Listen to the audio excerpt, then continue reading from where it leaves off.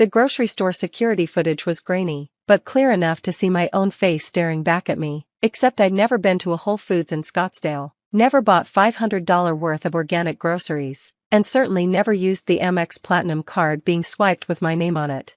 "This is from last Tuesday," Detective Morrison said, sliding another photo across the table, "and this is from the Nordstrom in Fashion Square, same day, $3,000 in handbags." I stared at the images of myself, not myself, living a life I couldn't afford in a state I hadn't visited in 5 years. "That's not me." "We know," Morrison said gently, "your alibi checked out. You were responding to a domestic violence call in Brooklyn at the exact time these purchases were made. The question is, who knows you well enough to pull this off?" The answer sat like lead in my stomach, but I couldn't say it, not yet. I'd been a detective with the NYPD for 8 years, specializing in financial crimes. The irony wasn't lost on me. I spent my days catching identity thieves while someone was stealing mine with surgical precision. It started small, the way these things always do. A credit card I didn't apply for, a medical bill from a state I'd never lived in, easy enough to dispute, annoying but manageable. Then it escalated: mortgage applications, car loans, business credit lines for companies I'd never heard of. $400,000 in fraud, destroyed credit, ruined life. That became my mantra as I spent every off-duty hour trying to untangle the mess. My credit score plummeted from 800 to 420. I couldn't rent an apartment without a co-signer. The promotion I'd worked toward for 3 years got shelved because financial instability raised questions about judgment. "Maybe it's random," my partner, Detective Janet Chin, suggested during one of our late-night sessions trying to trace the fraud. "You see how sophisticated these rings are getting. But random thieves don't know your mother's real maiden name, the one she used before her first marriage, not the one on public records. They don't know your childhood dog was named Mr. Whiskers but you told everyone his name was Max because you were embarrassed. They don't use security questions with answers only family would know." "It's someone close," I finally admitted. "Someone who knows everything about me." Janet looked at me carefully. "How close?" "My sister Rebecca and I were born identical twins, 34 years ago in Queens. For the first 18 years of our lives, we were inseparable. Same face, same voice, same everything. Then our paths diverged sharply. I went to John Jay College of Criminal Justice. She went to Arizona State and never came back. I joined the force. She married young, divorced younger, married again. I saved every penny in cramped apartments. She posted Instagram stories from resorts I couldn't pronounce.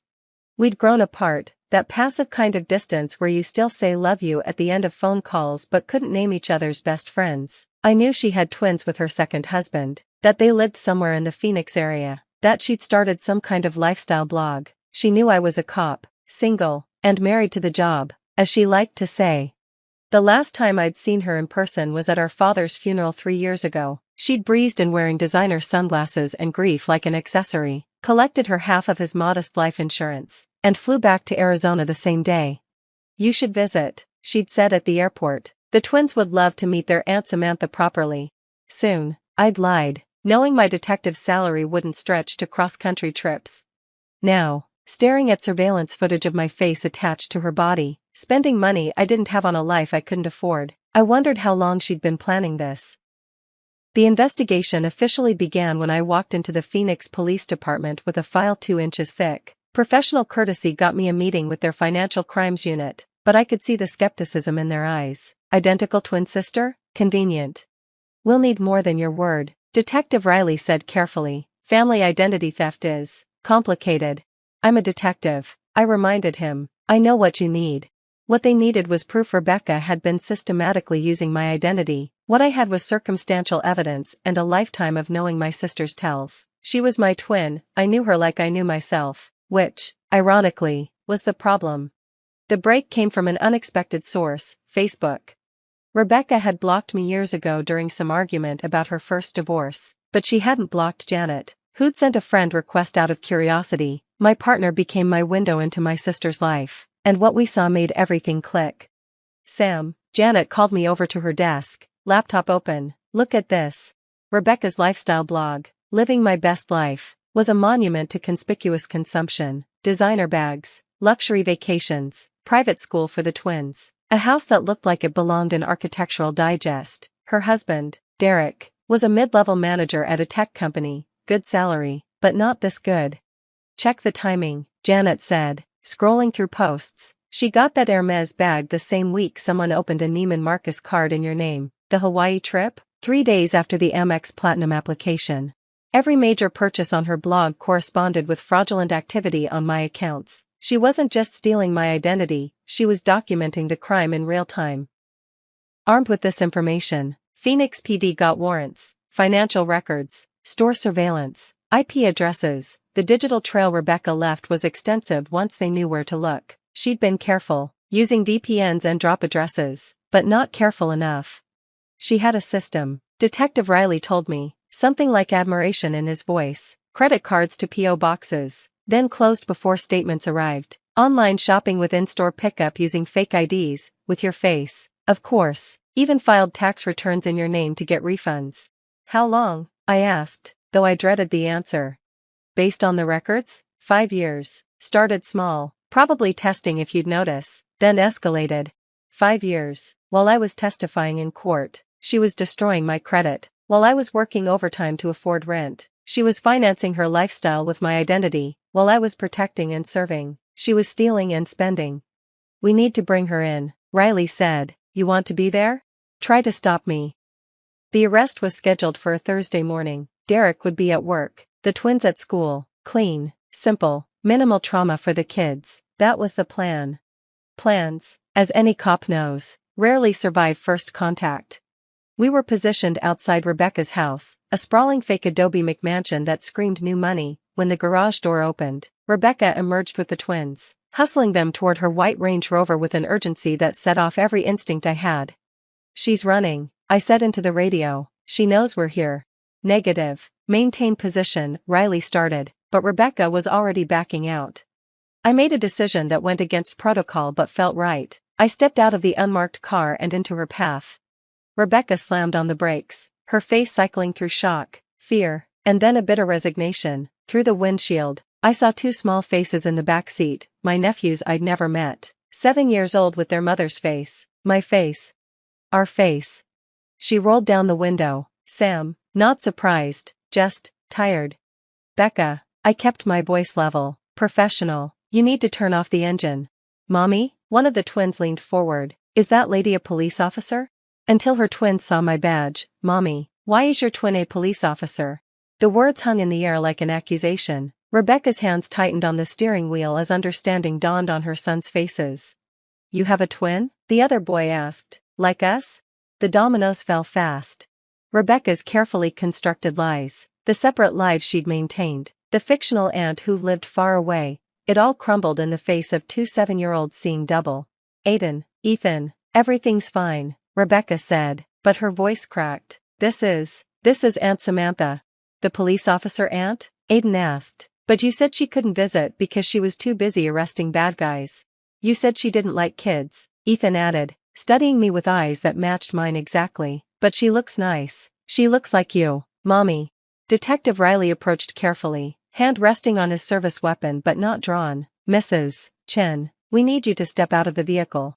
I can't, Rebecca whispered, and for a moment I saw my sister, really saw her, for the first time in years. Designer clothes couldn't hide the desperation, the knowledge that her house of cards was collapsing. The twins, I can't. I'll take care of them, I heard myself say. Riley shot me a look, but I continued, they don't need to see this, let me take them inside. You? Rebecca laughed bitterly. You don't know anything about kids, you don't know anything about my life, about what I've had to do. What you've had to do. The anger I'd been suppressing for months bubbled up. You mean destroy my credit? Steal my identity? Commit federal crimes? I was surviving. You were shopping at Nordstrom with my name. Mommy? Ethan's voice was small. Why are you yelling? That stopped us both. These boys, my nephews, didn't deserve this. Whatever Rebecca had done, they were innocent. Riley, give us a minute, I said, please. He hesitated, then nodded. 2 minutes. I walked to the passenger side, opened the door, and looked at my sister. Tell me why, not the bullshit you're going to tell the lawyers. Tell me why you did this to me. Rebecca's perfectly applied makeup was running now, black rivulets of mascara marking trails down her cheeks. You wouldn't understand. Try me. Derek lost his job, 2 years into the fraud. He lost his job and didn't tell me for 6 months. He pretended to go to work every day while draining our savings. She laughed hollowly. The lifestyle blogger married to a fraud. Ironic, right? So you became one too? I had the blog, Sam, sponsors, readers who expected a certain life, the twins' school, the house, everything. I couldn't lose it all. I couldn't be the failure. So you made me one instead? You had a steady job, benefits, a pension. Her voice rose. You didn't need perfect credit to be a cop. You didn't have 2 kids depending on you to maintain their life. I needed credit to live, Becca, to rent apartments, to exist in the world. You destroyed my life because you couldn't admit yours was a lie? At least you had a life that was yours. She was screaming now, years of resentment pouring out. You got to choose your path. I got pregnant at 22, married because I had to, divorced, married again, had twins. When did I get to choose? When was it my turn? So you chose to steal from me? I chose to survive, and I'm good at it. Do you know how hard it is to maintain this fiction? To be perfect all the time? To have everyone watching, judging, expecting? She gestured at her house, her car, herself. This isn't a life, it's a performance. And I used your identity as a understudy. That's not. I know it's not right. She deflated. I know, but once I started, I couldn't stop. The bills kept coming, the blog kept growing. And you never noticed. For 3 years, you never noticed. I noticed, Becca. I just never imagined my own sister. Detective, Riley interrupted. We need to do this. Rebecca looked at her sons in the back seat, then at me. They don't know anything. Please, Sam, whatever happens to me, please don't let them. They're my nephews, I said quietly. I'll make sure they're okay. The arrest was textbook. Rebecca didn't resist, didn't make a scene. She kissed her boys, told them to be good for Aunt Samantha, and let Riley cuff her with as much dignity as she could muster. I took the twins inside, past the designer furniture and into a playroom that cost more than my annual salary. They sat on a leather couch, identical faces wearing identical expressions of confusion. Is Mommy in trouble? Aiden asked. Because of the police lady who looks like her? Ethan added. I sat between them, these miniature versions of us, and tried to find words. Your mom made some mistakes, but she loves you, and that's what matters. What kind of mistakes? How do you explain identity theft to 7-year-olds? How do you tell them their mother financed their life with their aunt's stolen identity? Grown-up mistakes, I said finally, but I'm here now, and I'm going to help. Are you really a police officer? Aiden asked. I showed them my badge, Detective Samantha Torres, NYPD. Cool, Ethan grabbed it. Do you arrest bad guys? Sometimes. Did you arrest Mommy? My throat tightened. No, other police officers did that. I'm just here to take care of you. They exchanged one of those twin looks I remembered from my own childhood, entire conversations in a glance. Mommy cries sometimes, Aiden said quietly. At night, she thinks we don't know. She tells us we're lucky, Ethan added, but she doesn't look happy. Derek arrived 2 hours later, his face a mask of panic and confusion. Where's Rebecca? Where are my boys? Mr. Chen? I stood in his foyer, my sister's foyer, feeling like an imposter in my own skin. I'm Detective Torres. Your sons are upstairs playing. He stared at me, processing. Sam, Rebecca's sister? Yes. She said you were, that you didn't. He stopped, reconsidering whatever lie Rebecca had told him about me. What's going on? I explained as clinically as I could. 5 years of fraud, $400,000, federal charges. His face went from red to white to gray as the implications hit. I didn't know, he said finally. I swear, I didn't know. You didn't wonder how she afforded everything after you lost your job? He collapsed onto a designer chair that probably cost more than my car. I got a new job 8 months ago, lower pay, but I thought. Rebecca said the blog was doing well. Sponsorships, affiliate links, she handled the finances. I didn't question it. Looking at him, this broken man in his mid-level manager polo shirt, surrounded by the proceeds of crime, I believed him. Rebecca had lied to everyone, creating different fictions for different audiences. What happens now? He asked. She'll be arraigned tomorrow, bail hearing after that. Given the amount and interstate nature, she's looking at federal charges, prison time. The boys need their father, and maybe an aunt who isn't fictional. Rebecca was released on bail, restricted to house arrest with an ankle monitor. The blog disappeared overnight, sponsors fleeing the scandal. The house went on the market to pay for lawyers. The Range Rover was repossessed. I stayed in Phoenix for the arraignment. watching my sister plead not guilty to charges we both knew she'd committed. Her lawyer was good, the kind you could afford when you'd stolen $400,000, but the evidence was overwhelming. She'll take a plea, the federal prosecutor told me, 3 to 5 years, probably, maybe less with good behavior. 3 to 5 years, my twin, my other half, behind bars because she'd chosen my identity as her escape route. The night before I flew back to New York, Rebecca asked to see me. We sat in her emptying house, the furniture already tagged for auction, and tried to find words. "I'm sorry," she said. "I know it doesn't mean anything, but I'm sorry." "Why me, Becca? Of all the identities you could have stolen." "Because I knew you," she said simply, "every password, every security question, every detail, and because part of me wanted your life, the simplicity of it, just you, your job, your purpose." She laughed bitterly. "Turns out I couldn't even steal that right.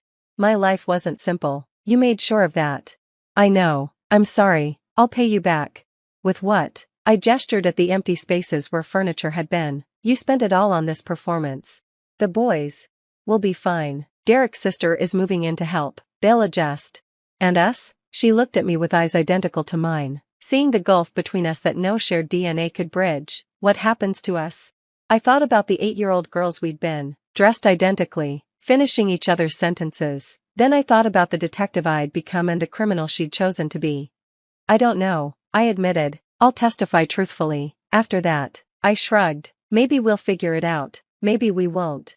"I love you," she said quietly. "I know you don't believe that, but I do. You don't destroy someone you hate, you destroy someone whose life you want." I flew back to New York the next morning, leaving my sister to face the consequences of wanting my life so badly she'd tried to steal it. The fraud unit helped me untangle the financial mess, though my credit would take years to fully recover. The promotion I'd lost went to someone else, but there would be others.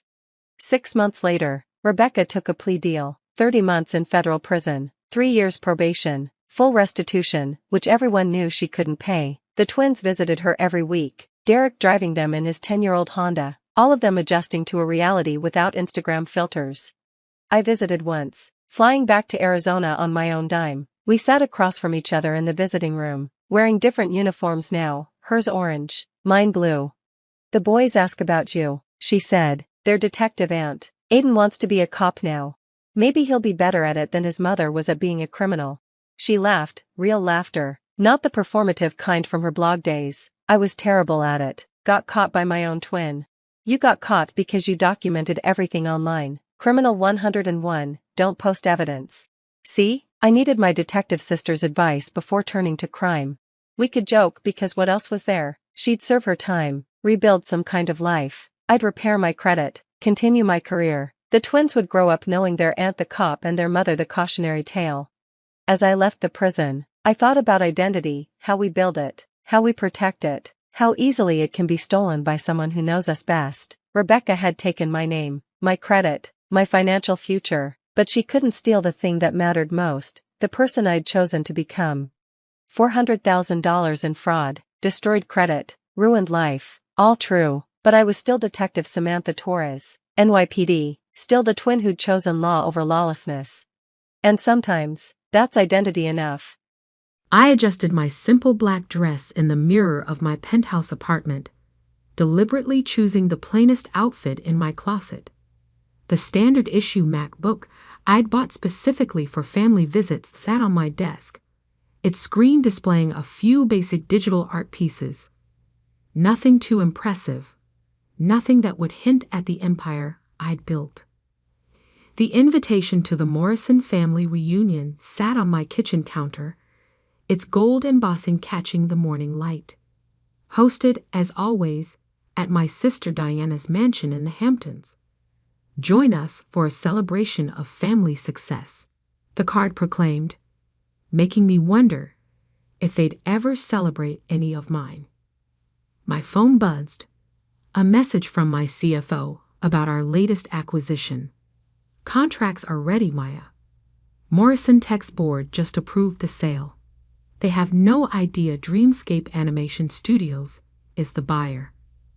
I smiled, tucking the phone into my purse. 10 years of carefully hiding my success was about to pay off in the most satisfying way possible. The drive to the Hamptons gave me time to reflect on how I'd gotten here.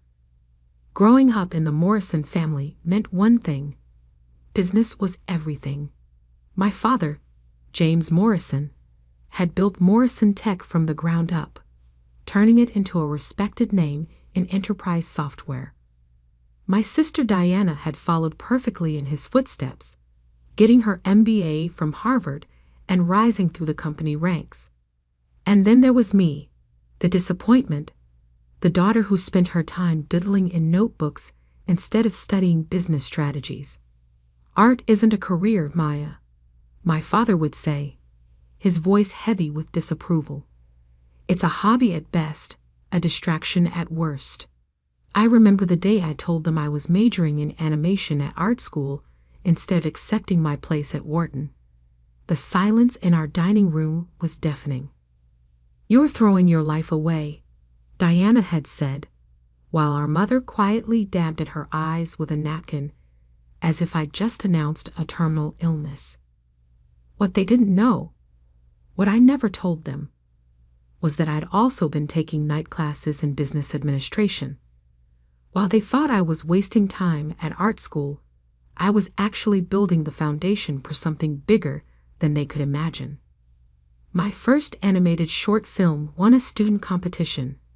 The prize wasn't much, $5,000 and some industry recognition, but it was enough to start. I used the money to hire 2 other artists, working out of my tiny apartment to create content for small businesses. That's when I discovered something interesting. The corporate world was desperate for good animation. Training videos, marketing materials, product demonstrations. There was a huge market for high-quality digital content, and very few studios that could deliver it professionally. Within 2 years, my little team had grown to 15 people. We incorporated as Dreamscape Animation Studios, with me using my middle name, Phoenix, on all the paperwork. Maya Phoenix, not Maya Morrison, became the name behind what would grow into one of the most innovative animation studios in the country. The family never knew, of course. To them, I was still just Maya, the struggling artist who occasionally sold a digital piece online or did freelance work for local businesses. Every time they asked about my career, I gave them just enough information to maintain the illusion. Diana's mansion came into view, its manicured lawns and perfect landscaping exactly what you'd expect from someone who measured success in square footage. Cars lined the circular driveway, all luxury brands, all making my deliberately modest Honda Civic look even more out of place. I parked at the far end of the drive, taking a moment to check my reflection again. I'd left my designer clothes at home, worn minimal makeup, kept my hair simple. Everything about my appearance had been carefully curated to maintain the image my family had of me. The struggling artist, the family disappointment. Maya. My mother's voice carried across the driveway as I approached the house. We were starting to wonder if you'd make it. I returned her air kiss, noting how her eyes quickly scanned my outfit, probably calculating its cost and finding it appropriately underwhelming. "Traffic," I explained, following her into the house, "and I had to finish a commission." "Oh, someone actually paid for your drawings?" The pause before drawings was subtle but deliberate. If she only knew that just yesterday, I'd signed off on a $50 million contract with a major tech company for a series of animated training programs. Instead, I smiled sheepishly. Just a small business website. Nothing exciting. The house was exactly as I remembered it from previous gatherings. Ostentatiously decorated, designed to showcase the Morrison family's success. Photos lined the walls. Diana at her Harvard graduation, Diana with the Morrison Tech Board, Diana on the cover of Business Weekly. The single photo of me was from high school, before I'd disappointed everyone by choosing art over business. The great room was already full of relatives when we entered. Conversations about stocks, mergers, and market trends filled the air. My cousin James was holding court near the fireplace, talking about his hedge fund's latest acquisition. Aunt Patricia was showing off photos of her son's new startup. And there, in the center of it all, was Diana, perfectly coiffed in what I recognized as a $12,000 Oscar de la Renta dress. "Maya," she called out, her voice carrying that familiar note of condescension. "I'm so glad you could take time away from your art to join us." She embraced me briefly, careful not to wrinkle her dress. "You look," she paused, searching for a diplomatic word, "comfortable." "Thanks," I said, pulling at my target dress self-consciously, playing the part she expected. "Your dress is beautiful." "Oscar de la Renta," she confirmed, smoothing the fabric. "A little celebration for closing our latest acquisition. Morrison Tech just bought out our biggest competitor in the enterprise software space." I bit back a smile. If only she knew that in less than 24 hours, Morrison Tech itself would belong to my little art studio. "That's wonderful," I said. "Things must be going well." "Better than ever," she beamed. "In fact, I was just telling everyone about our next big move. We're branching into digital content creation, animations for corporate training, marketing, that sort of thing." My heart skipped a beat. This was exactly why I'd moved to acquire Morrison Tech. They were planning to enter my territory, potentially becoming a major competitor. Instead, they were about to become part of my empire. Not that Diana knew that yet. "Animation?" I asked innocently. "That sounds complicated." Diana laughed, the sound carrying across the room.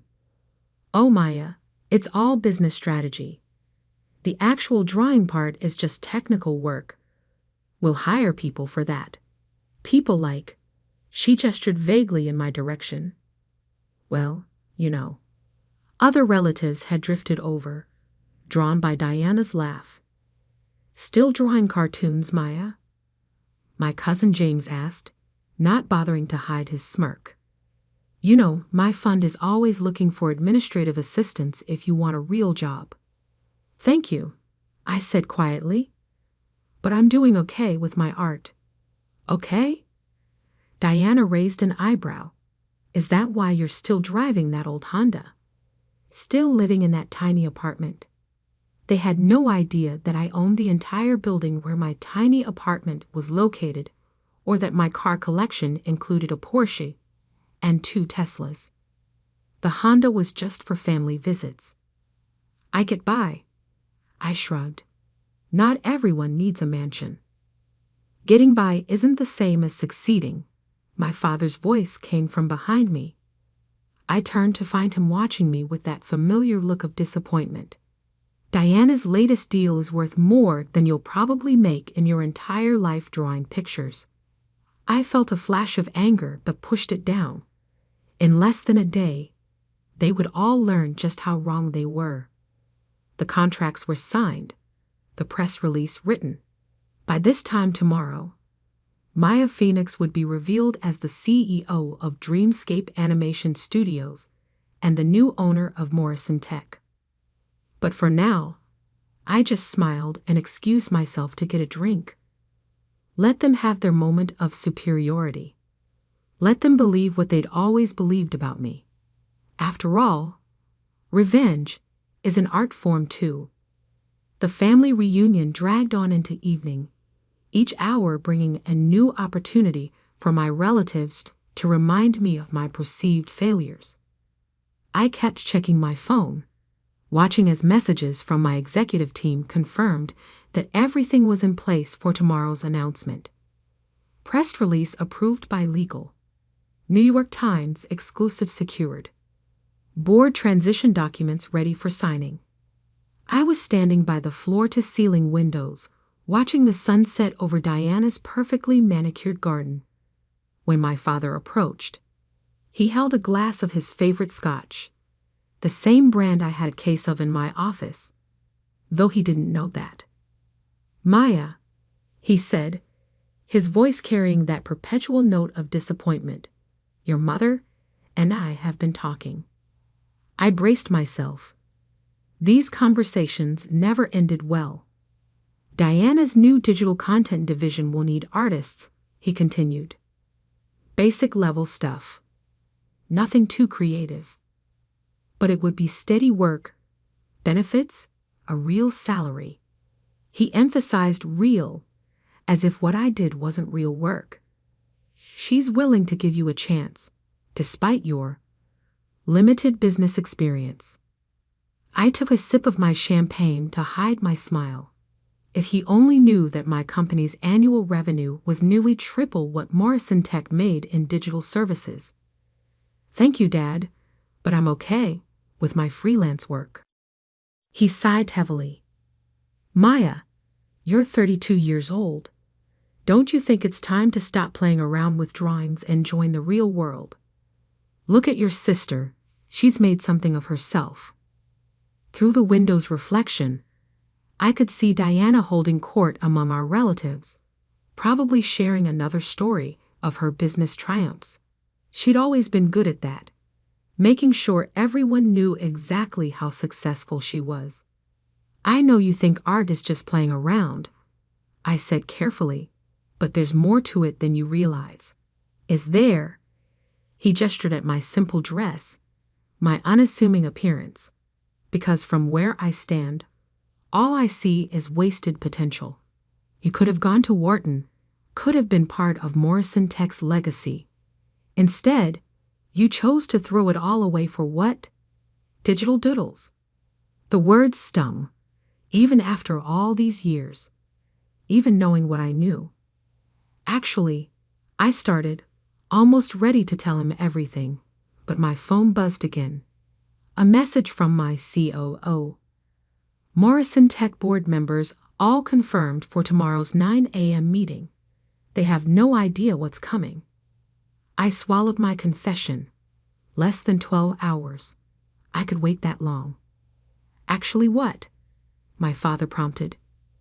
"Nothing," I said. "You're right.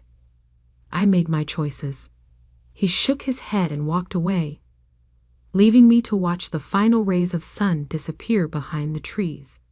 Across the room, I heard Diana's laugh ring out again. "Maya's always been different," she was saying to our Aunt Patricia. "Some people just aren't cut out for real success. At least she's finally accepting the hand up we're offering." I checked my watch. 7:30 p.m. In less than 14 hours, everything would change. The rest of the evening passed in a blur of subtle jabs and condescending offers of help. Cousin James offered to teach me basic business accounting. Aunt Patricia suggested her daughter could help me build a proper website for my little art business. Even my mother got in on it, quietly showing me job listings for graphic design positions at local marketing firms. Through it all, I maintained my facade of quiet resignation, playing the role of the struggling artist they all expected me to be. But inside, I was counting down the hours. Finally, as the party wound down, Diana cornered me by the coat check. "I hope you'll seriously consider Dad's offer," she said, her voice dripping with folks' concern. "The position wouldn't be anything too challenging. Just basic artwork for corporate presentations, employee handbooks, that sort of thing. We'd start you at an entry-level salary, of course, but it's better than whatever you're making now."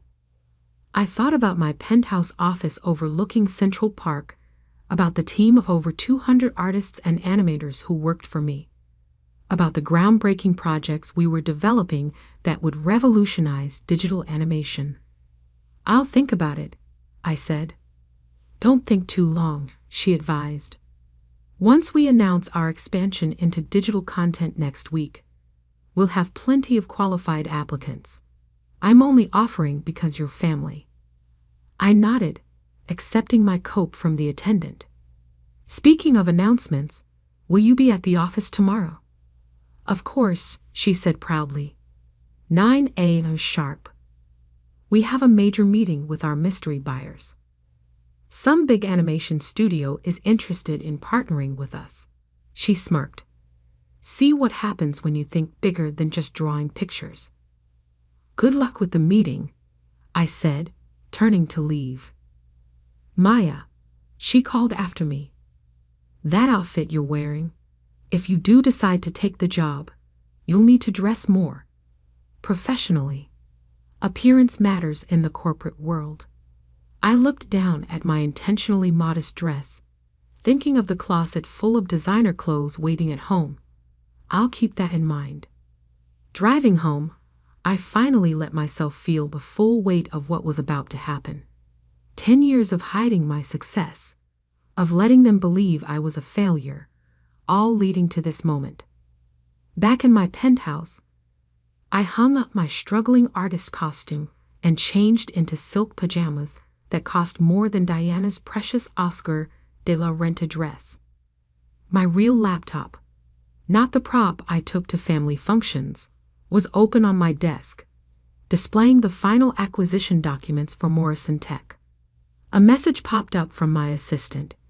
"Everything set for tomorrow. Car will pick you up at 8:30 a.m. The Morrison Tech board doesn't know you're attending the meeting." I poured myself a glass of scotch, the same brand my father had been drinking, and walked out onto my terrace. The city lights sparkled below, a canvas of electric stars. Somewhere out there, Diana was probably still basking in her imagined triumph, telling her husband about her plans to give her struggling artist sister a chance at a real career. My phone rang, the private line only my executive team had access to. It was Marcus, my COO. "Maya," he said when I answered, "just wanted to confirm you're ready for tomorrow. Once we make the announcement, everything changes. Your family? They'll finally see the truth." I finished. "All of it. Are you sure you want to do it this way? We could send someone else to the meeting. Keep your identity private a little longer." I thought about my father's disappointment, Diana's condescension, all the years of being treated as less than because I chose art over their version of success. "No," I said firmly. "I want to be there. I want to see their faces when they realize who they're really dealing with." After hanging up, I stayed on the terrace for a long time, thinking about the journey that had brought me here. Every dismissive comment, every patronizing offer of help, every family gathering where I'd had to bite my tongue, it had all led to this moment. Tomorrow, they would learn that the daughter they dismissed as a failure had built something bigger than they could imagine. Tomorrow, they would understand that success doesn't always look the way they think it should. Tomorrow, Maya the struggling artist would be revealed as Maya Phoenix, CEO of Dreamscape Animation Studios and the new owner of Morrison Tech. I smiled, raising my glass to the city lights. The art of deception was about to become a masterpiece of revelation. The Morrison Tech boardroom looked exactly as I remembered it from childhood visits, all mahogany and leather, old money and older pride. I stood in the private elevator, wearing a custom camel suit that cost more than 6 months of the entry-level salary Diana had condescendingly offered me. "Ready, Miss Phoenix?" Marcus asked beside me. We'd worked together since the beginning. When Dreamscape was just 3 people in my apartment, I checked my reflection in the elevator's mirrored walls. Gone was the carefully cultivated image of the struggling artist. Today, I looked every inch the CEO I truly was. "Ready?" I confirmed, just as the elevator doors opened to the executive floor. Diana was already in the boardroom, speaking animatedly to the other board members. My father sat at the head of the table, looking imperial in his custom suit. Neither of them noticed me at first, too busy discussing their plans for the future. A future they didn't realize was about to change dramatically. The Dreamscape representatives should be here any minute, Diana was saying. Once we finalize this partnership, Morrison Tech will dominate the digital content space. Actually, I said, stepping into the room, there's been a slight change of plans. The room fell silent. Diana's mouth dropped open, her professional composure cracking for the first time I could remember. Maya? My father stood up, confusion evident on his face. What are you doing here? This is a private board meeting. I smiled, placing my briefcase on the table. I know exactly what this meeting is. In fact, I called it. This is ridiculous, Diana snapped, recovering her voice. Security. Won't be necessary, Marcus said smoothly, stepping forward. Miss Phoenix has every right to be here. Phoenix. Diana's eyes narrowed. Her name is Morrison. Actually, I said, opening my briefcase and beginning to distribute documents. Maya Phoenix is my professional name. The name I used to build Dreamscape Animation Studios from the ground up. The name that's about to become very familiar to everyone in this room. The blood drained from my father's face as he looked down at the documents I placed in front of him. Acquisition papers, final sale contracts, press releases ready to go. This is impossible, he whispered. Is it? I took my place at the opposite end of the table. Let me tell you a story about a girl who loved art and business equally. Who took night classes in business administration while attending art school. Who saw an opportunity in the market for high-quality corporate animation and built a company that now grosses over $100 million annually. Diana was frantically flipping through the papers, her hands shaking. You're Maya Phoenix, the CEO of Dreamscape? The same, I confirmed. The company you've been trying to partner with, it's mine, has been since I founded it 10 years ago, right around the time you all decided I was throwing my life away. But you're just an artist, Diana stammered. You live in a tiny apartment. You drive a Honda. I couldn't help but laugh. I own the building where that tiny apartment is located. The Honda is just what I drive to family functions. Would you have preferred I showed up in my Porsche? Given you one more thing to assume I couldn't afford. My father was still staring at the documents, particularly the page showing Dreamscape's current market valuation. All this time, he murmured. All this time, I agreed. Every family gathering where you mocked my career choice. Every condescending offer of help. Every comparison to Diana's real success.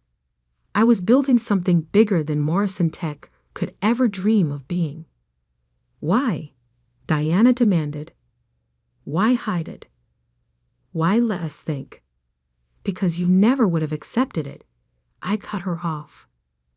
You would have tried to take control, to make it part of the Morrison Tech empire. You would have turned my vision into just another division of your company. I needed to build this my way, on my own terms. I stood up, smoothing my designer suit. And now, as of 9 a.m. this morning, Dreamscape Animation Studios is the proud owner of Morrison Tech. We'll be restructuring the company, focusing on innovation rather than tradition.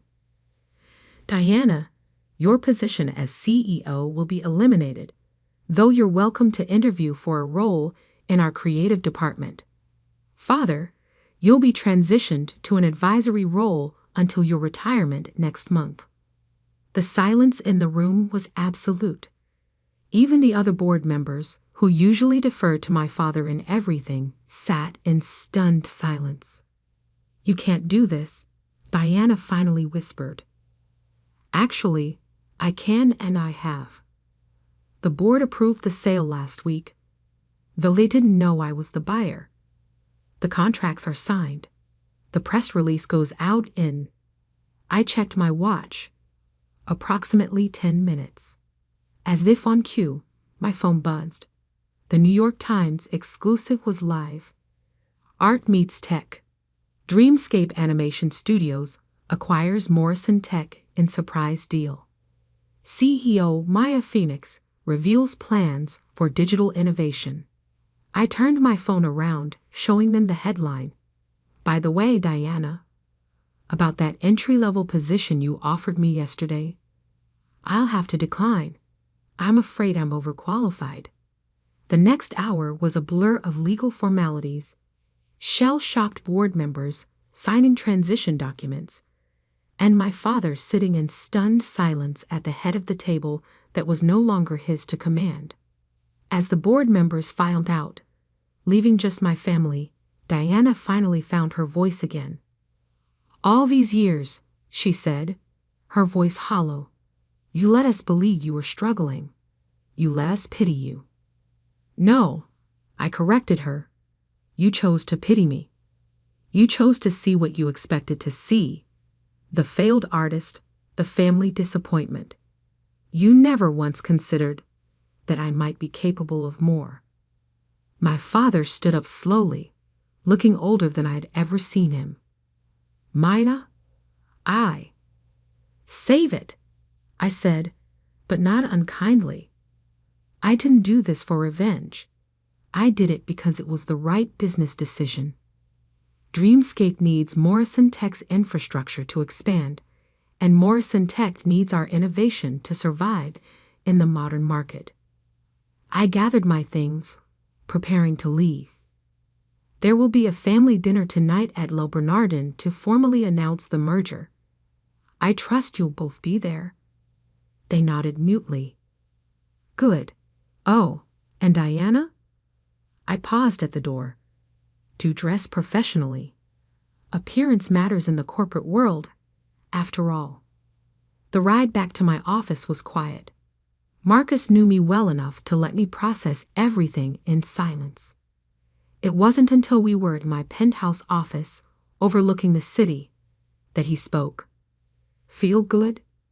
I looked out at the city, thinking about the path that had led me here. "It feels right, like finally finishing a painting I've been working on for 10 years. My phone was flooding with messages. Relatives who had suddenly seen the news, who were just now discovering that the struggling artist they dismissed was actually one of the most successful CEOs in the digital media space. Cousin James, who had offered to teach me basic accounting, had already sent 3 messages asking if we could discuss potential synergies with his hedge fund. Aunt Patricia, who had suggested her daughter help me build a website, was calling repeatedly. Even my mother had texted, "Why didn't you tell us?" I left them all unanswered. They'd have their chance to talk at dinner tonight. Instead, I opened my laptop and began working on the speech I would give to Morrison Tech's employees tomorrow. They needed to know that while leadership was changing, their jobs were secure, as long as they were willing to embrace innovation and creativity. A final message came through from Diana. "I need to understand. Please, can we talk before dinner?" I thought about it for a long moment before replying. "Come by my office, the real one. Top floor of the Phoenix building on 5th Avenue. The security desk will be expecting you." An hour later, Diana stood in my office, looking distinctly uncomfortable. Her eyes darted around the space, taking in the original artwork on the walls, the view of Central Park, the clear evidence of success she'd never noticed before. "Why?" she asked simply. "Why what? Why did I hide my success? Why did I buy Morrison Tech? Why did I let you all believe I was a failure? All of it. I gestured for her to sit, because you and Dad never would have accepted my success on my terms. You would have tried to make it fit your definition of achievement. Board meetings, quarterly reports, traditional corporate structure. But Dreamscape succeeded precisely because it wasn't traditional. We innovate. We create. We do things differently. But we're family, she protested. We could have helped. Like you helped yesterday. I raised an eyebrow, offering me an entry-level position out of pity. That's not help, Diana. That's control. She had the grace to look embarrassed. I never knew, never even suspected, because you never looked. None of you did. You saw what you expected to see, the artistic sister who couldn't cut it in the real world. You never considered that art and business might not be mutually exclusive. Diana was quiet for a long moment, looking out at the city view. What happens now? Now we move forward. Morrison Tech becomes part of Dreamscape, and we build something new together. If you're willing to learn, to adapt, there could be a place for you here. But not as CEO. Not anymore. She nodded slowly, understanding dawning in her eyes. You're not just my little sister anymore, are you? I never was just your little sister, I corrected her. You just never saw who I really was. That evening, as I stood addressing our extended family at Le Bernardin, I saw something I'd never seen before in their eyes. Respect. Not pity, not condescension, but genuine respect. To new beginnings, I raised my glass, and to the art of success. Later that night, back in my penthouse, I opened my old sketchbook, the one I'd carried through art school, filled with the early concepts that would become Dreamscape's first projects. On the final page, I'd written a quote that had guided me through all these years. The greatest art lies in hiding your mastery until the perfect moment of revelation. I smiled, closing the book. My masterpiece was finally complete. You want to do what? My father's voice echoed through our pristine suburban kitchen, making the designer light fixtures tremble. His face, already red from his third scotch of the evening, darkened to an alarming shade of purple. I want to start a software company, I repeated, trying to keep my voice steady. I've already developed a prototype. It's a platform that helps small businesses. Absolutely not. He slammed his glass down. We didn't pay for your Stanford degree so you could waste your life on some pipe dream. You're joining the family business. End of discussion. I looked at my mother, hoping for support. She sat perfectly still at our marble island, maintaining her usual careful distance from conflict. The diamond tennis bracelet I'd given her for Christmas, bought with my savings from secret freelance coding jobs, glinted on her wrist. Mom, I tried. You've seen how many small businesses are struggling with digital transformation. My platform could really help. Daniel. She sighed, examining her manicure. Your father's right. This tech obsession of yours, it's not practical. Norton Industries needs you. The company's been in the family for 3 generations.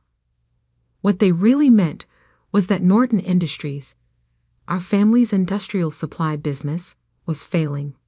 They needed my programming skills to modernize their outdated systems, to help them compete in a rapidly digitizing market.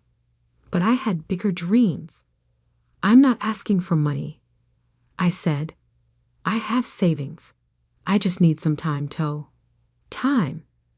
My father barked out a laugh. You want time to play with computers while real businesses are at stake. While your sister is already making partner at her law firm. Ah, yes, my perfect older sister, Sophia. Harvard Law, youngest partner in her firm's history, married to a surgeon, the standard against which all my failures were measured. This isn't playing, I insisted. I've already got interest from potential clients.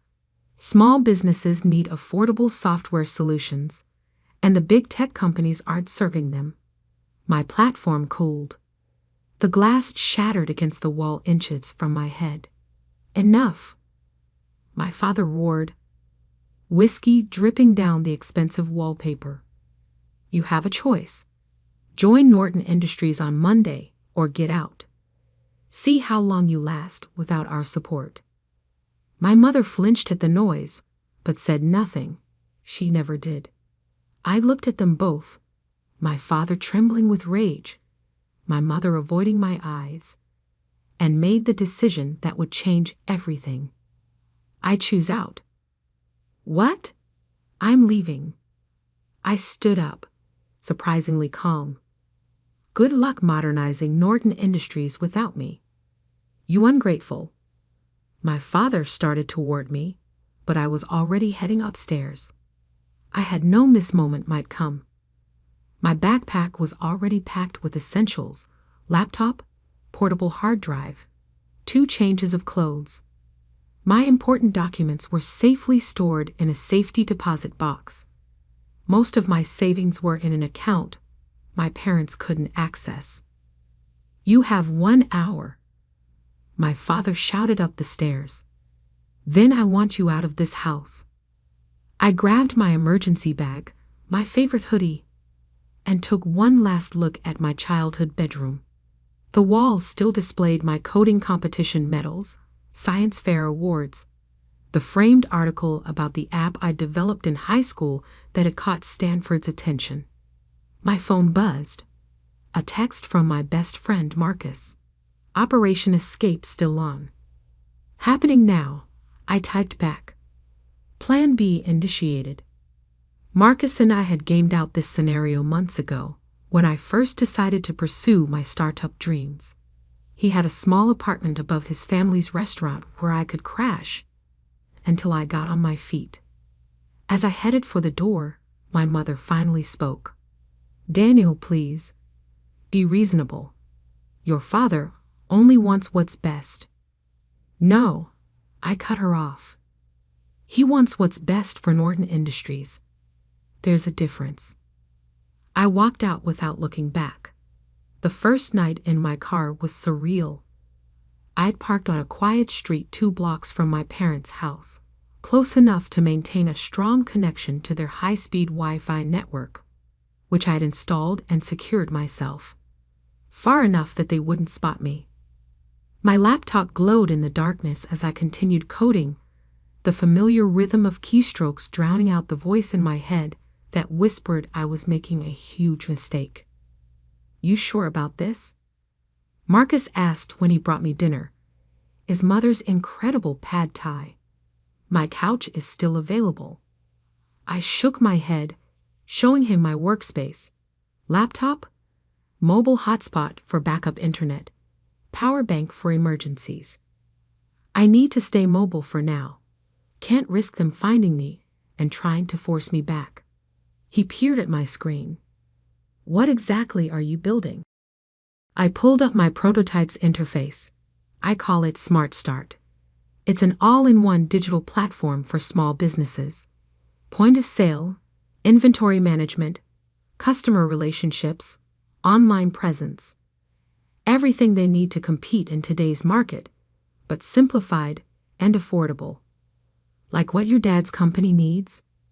Similar, but designed for smaller businesses that can't afford enterprise solutions. I thought of all the local shops I'd seen struggle and fail because they couldn't keep up with digital transformation. There's a huge market being ignored by big tech. Marcus nodded slowly. His family's restaurant still used paper order tickets and a cash register from the 1990s. How long until it's ready? Basic version? 2 months. I've got most of the core functions working. Just need to polish the interface and add some features. What I didn't tell him was that I was also secretly documenting everything wrong with Norton Industries systems. Every vulnerability, every inefficiency, every missed opportunity for digital innovation. Not out of spite, but because I knew that someday they'd need exactly what I was building. They just didn't know it yet. Life settled into a strange routine. During the day, I'd work from various coffee shops, buying the minimum necessary to justify using their space and Wi-Fi. At night, I'd park near my parents' house, using their high-speed connection to upload code and run complex tests. I lived on protein bars, coffee, and Marcus's family's leftovers, showered at a cheap gym membership, learned which parking lots were safe to sleep in and which to avoid. It wasn't comfortable, but it was productive. Without distractions, without my father's constant criticism or my mother's passive disappointment, I could focus entirely on building Smart Start. One week in, my sister Sophia tried to intervene. "This is ridiculous, Daniel," she said when she tracked me down at my usual coffee shop. "You're living in your car to prove what? That you can be as stubborn as Dad." I didn't look up from my coding. "I'm building something important. You're throwing away a guaranteed future with the family business." "The family business is dying," I said bluntly. "Dad's too proud to admit it. But their systems are ancient, their processes are inefficient, and their competitors are eating them alive. Then help fix it." I finally met her eyes. "That's exactly what I'm doing, just not the way they want." She left in frustration, but not before leaving a thick envelope on my table. Inside was $5,000 in cash with a note. "Don't be an idiot. Come home." I used the money to buy a better laptop and upgrade my development tools. The breakthrough came in month 2. I'd been approached by several small businesses interested in beta testing Smart Start. A local bookstore, a family-owned hardware store, a growing food truck business, all struggling with exactly the problems my platform was designed to solve. "This is exactly what we need," the bookstore owner said after I demonstrated the inventory management system. "QuickBooks is too complicated, and the custom solutions are too expensive. How much would this cost?" I quoted a price that made her eyes light up, deliberately lower than market rate, designed to build word of mouth. By month 3, I had paying customers. Small amounts, but steady income. Enough to rent a tiny studio apartment, though I kept it off the lease to stay under my parents' radar. Then came the call that changed everything. "Is this Daniel Norton?" The voice was professional, authoritative. "Yes. This is Charles Widener from Tech Fund Ventures.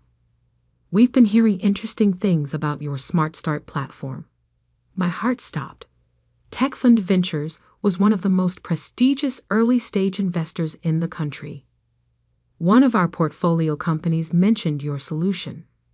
Said it's exactly what the small business market needs. Would you be interested in discussing potential investment? I gripped my phone tighter, thinking of all the nights coding in my car, all the meals skipped to buy server time, all the doubts and fears pushed aside to pursue this dream. "Yes," I said, "I would definitely be interested." What I didn't know then was that this conversation would set in motion a chain of events that would not only validate my vision, but also bring me face to face with my family's business failures in a way none of us could have predicted. The Tech Fund Ventures office occupied the top floor of a gleaming downtown skyscraper, exactly the kind of place my father would approve of. I adjusted my one good suit, bought secondhand for investor meetings, and tried not to look like someone who'd been living in his car 2 months ago. Charles Widener was younger than I expected, maybe early 40s, with the relaxed confidence of someone who'd made his fortune in the first .com boom. "Walk me through it again," he said, gesturing to the conference room's massive display where my Smart Start demo was running. I pulled up the interface that had become as familiar as my own reflection. Small businesses are drowning in digital complexity. They need e-commerce, inventory management, customer relationship tools, but existing solutions are either too expensive, too complicated, or too limited. I demonstrated how a small business owner could set up their entire digital presence in under an hour. Point of sale, inventory tracking, customer communications, even basic analytics, all integrated, all simple enough for anyone to use. "And this scales?" Charles asked. "Completely. The architecture is cloud-based, modular. We can add features as businesses grow, integrate with other platforms, but the core stays simple." He nodded slowly. "And your current users?" 28 paying customers, all from word of mouth. 0 churn rate. Average user engagement is 4 hours daily. "That's impressive." He pulled up another screen. "My company's incorporation documents. Innovative Solutions LLC. Registered 6 months ago. Yes, all self-funded so far." He studied me carefully. "You're Jonathan Norton's son." My heart skipped. "You know my father?" "Norton Industries was one of my first investments, back in the day, before your father bought out the minority shareholders." His expression turned thoughtful. "They're having trouble adapting to digital markets, I hear." I kept my face neutral. "I wouldn't know. I'm not involved with Norton Industries." "Interesting." He tapped his tablet, and a new document appeared on the screen. "We'd like to offer you seed funding. $2 million for a 20% stake." I tried not to show how my hands were shaking. $2 million. More money than I'd ever imagined having access to. "There's one condition," Charles continued. "We want you to expand your focus. Small businesses are good, but mid-sized enterprises need these solutions too. Companies like, say, Norton Industries." And there it was. The trap I'd been both expecting and dreading. "You want me to target my family's business." He smiled slightly. "I want you to target a market segment that desperately needs modernization. The fact that your father's company might benefit is incidental." I thought about all the nights I'd spent parked outside my parents' house, using their Wi-Fi to build something they'd dismissed. About my father's rage and my mother's silence. About the small businesses already thriving with Smart Start. "I'll need full control of the company's direction," I said. "No interference with the core mission." "Of course." He slid a folder across the table. "Have your lawyers review it. But Daniel, don't wait too long. This market won't stay open forever." I signed the deal 3 days later, after my sister Safia, still a better lawyer than she knew, reviewed every clause. "You're really doing this," she said, handing back the marked-up documents. "Going directly against Dad's business. I'm building something that could save his business," I corrected, "if he's willing to see it." She shook her head. "You know he won't. Not coming from you." She was right, of course, but I had a plan for that too. The next 6 months were a blur of scaling up. I rented real office space, a converted warehouse that would have given my mother a heart attack. Hired developers, designers, sales staff. Marcus came on as head of customer success, his experience with small business owners proving invaluable. Smart Start grew faster than even Charles had predicted. Word spread through business communities about the platform that actually delivered on its promises. Our user base exploded from dozens to hundreds, then thousands. Then came the article that changed everything. Digital David versus Goliath. How Smart Start is disrupting enterprise software. The tech press had finally noticed us. The article praised our innovation, our focus on user experience, our ability to help small businesses compete with larger corporations. It also mentioned, almost as an aside, that I was the estranged son of Jonathan Norton. My phone rang minutes after the article went live. Sophia. Dad's furious, she said without preamble. He's calling an emergency board meeting. Why? Smart Start isn't competing with Norton Industries. No, but 3 of their biggest customers just announced they're switching to your platform. I sat back, stunned. We've been so focused on small businesses, I hadn't noticed the mid-sized companies starting to adopt Smart Start. There's more, Sophia continued. Their latest quarterly numbers. They're bad, Daniel. Really bad. The board is talking about forcing Dad out if he doesn't modernize their systems. I pulled up Norton Industries' public financial reports. The numbers were worse than I'd imagined. Their stock had dropped 40% in 6 months. Customer churn was accelerating. Their ancient software systems were literally driving them toward bankruptcy. They need help, I said quietly. They need you, she corrected. But you know Dad will never admit it. I thought about Charles Wagner's words about targeting mid-sized enterprises, about all the features we'd built into Smart Start that could save companies exactly like Norton Industries. Maybe, I said slowly, they don't need to know it's me. That night, I called an emergency meeting of my own team. We're launching enterprise solutions, I announced, pulling up the prototype I'd been quietly developing. A new division focused on larger businesses, built on the Smart Start framework, but with additional features for complex operations. Marcus frowned. I thought we were staying focused on small business. We are. But there's a whole segment of mid-sized companies being crushed between small business agility and big corporation resources. They need what we've built. I didn't mention that every feature in Enterprise Solutions had been designed specifically to solve Norton Industries' problems, that I'd spent months analyzing their weaknesses, building solutions for issues they didn't even know they had yet. The team worked around the clock for weeks. We launched Enterprise Solutions under a new brand, through a subsidiary company that couldn't be easily traced back to me. The marketing targeted companies exactly like Norton Industries, established businesses struggling with digital transformation. Then we waited. It didn't take long. Norton Industries' new chief technology officer, hired in desperation after their last system crash, reached out within days of our launch. The meeting was set for their headquarters.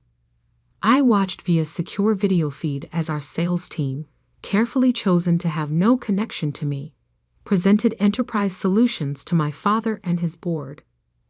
I saw the moment he realized this was exactly what they needed. Saw him fight against admitting it. Saw the board members' eager questions about implementation and pricing. The investment would be significant, our sales lead explained, but the potential return. We'll need to see other options, my father interrupted. Jonathan, an older board member, leaned forward. We've seen 12 presentations in 2 months. This is the only solution that actually addresses our specific needs. And their track record. Impressive results with similar companies. Another board member chimed in. My cousin's manufacturing business switched to their system last quarter. Saw immediate improvements. I watched my father's face as he realized he was losing this fight. The board wanted change. Their customers demanded it. Enterprise Solutions was their best chance at survival. Fine, he growled. Start the procurement process. I closed the video feed, feeling strangely hollow. I'd done it. Created exactly what Norton Industries needed. Proved my vision was right. So why didn't it feel like victory? The answer came 3 days later when Sophia called again. "Dad's drinking," she said without preamble. "Really drinking? Mom's talking about separation." My stomach clenched. Because of Enterprise Solutions? Because he knows he failed. The company's falling apart, and he had to go begging to outsiders for help. She paused. "He keeps saying he should have listened to you." I stared out my office window at the city skyline, thinking of all the choices that had led us here.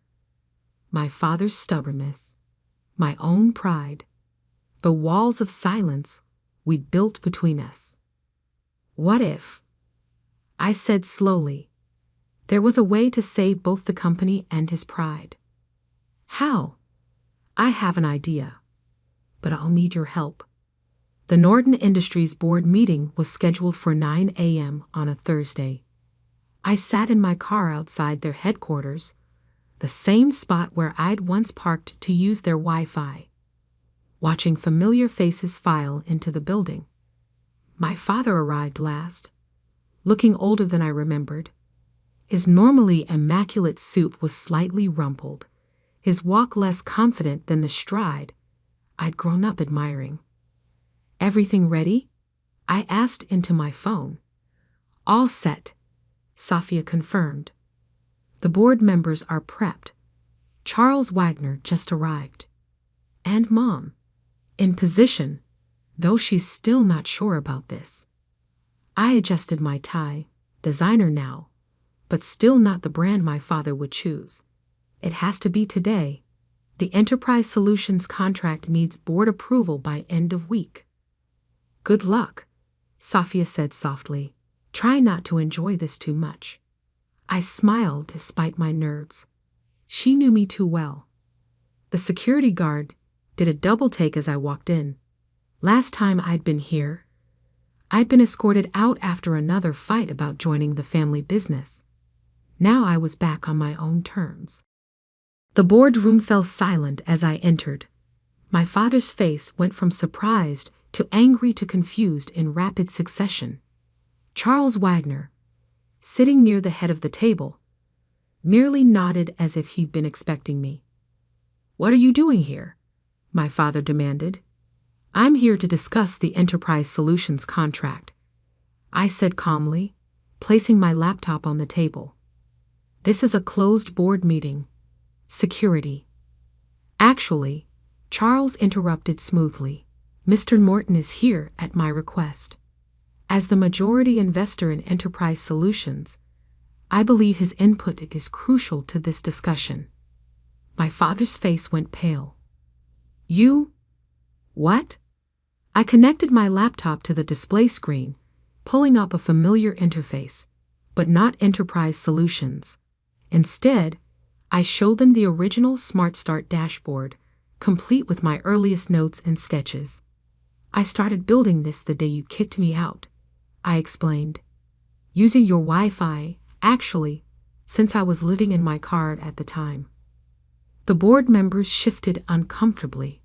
My mother, sitting quietly in her usual corner seat, finally looked directly at me. "Smart Start grew faster than anyone expected," I continued. "Small businesses loved it because it solved real problems simply and affordably. But I knew larger companies needed similar solutions. I switched to the Enterprise Solutions interface.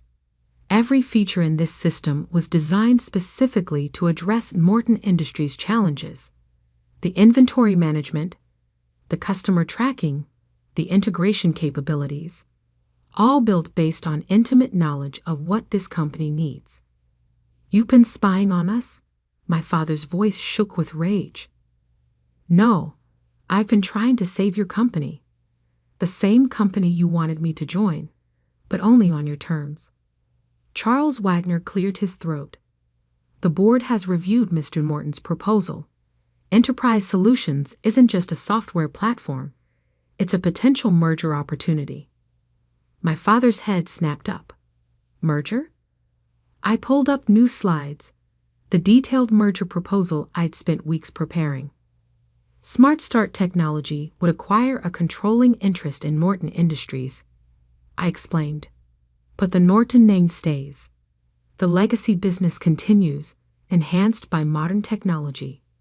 And the current CEO transitions to Chairman Emeritus, focusing on strategic partnerships rather than day-to-day operations.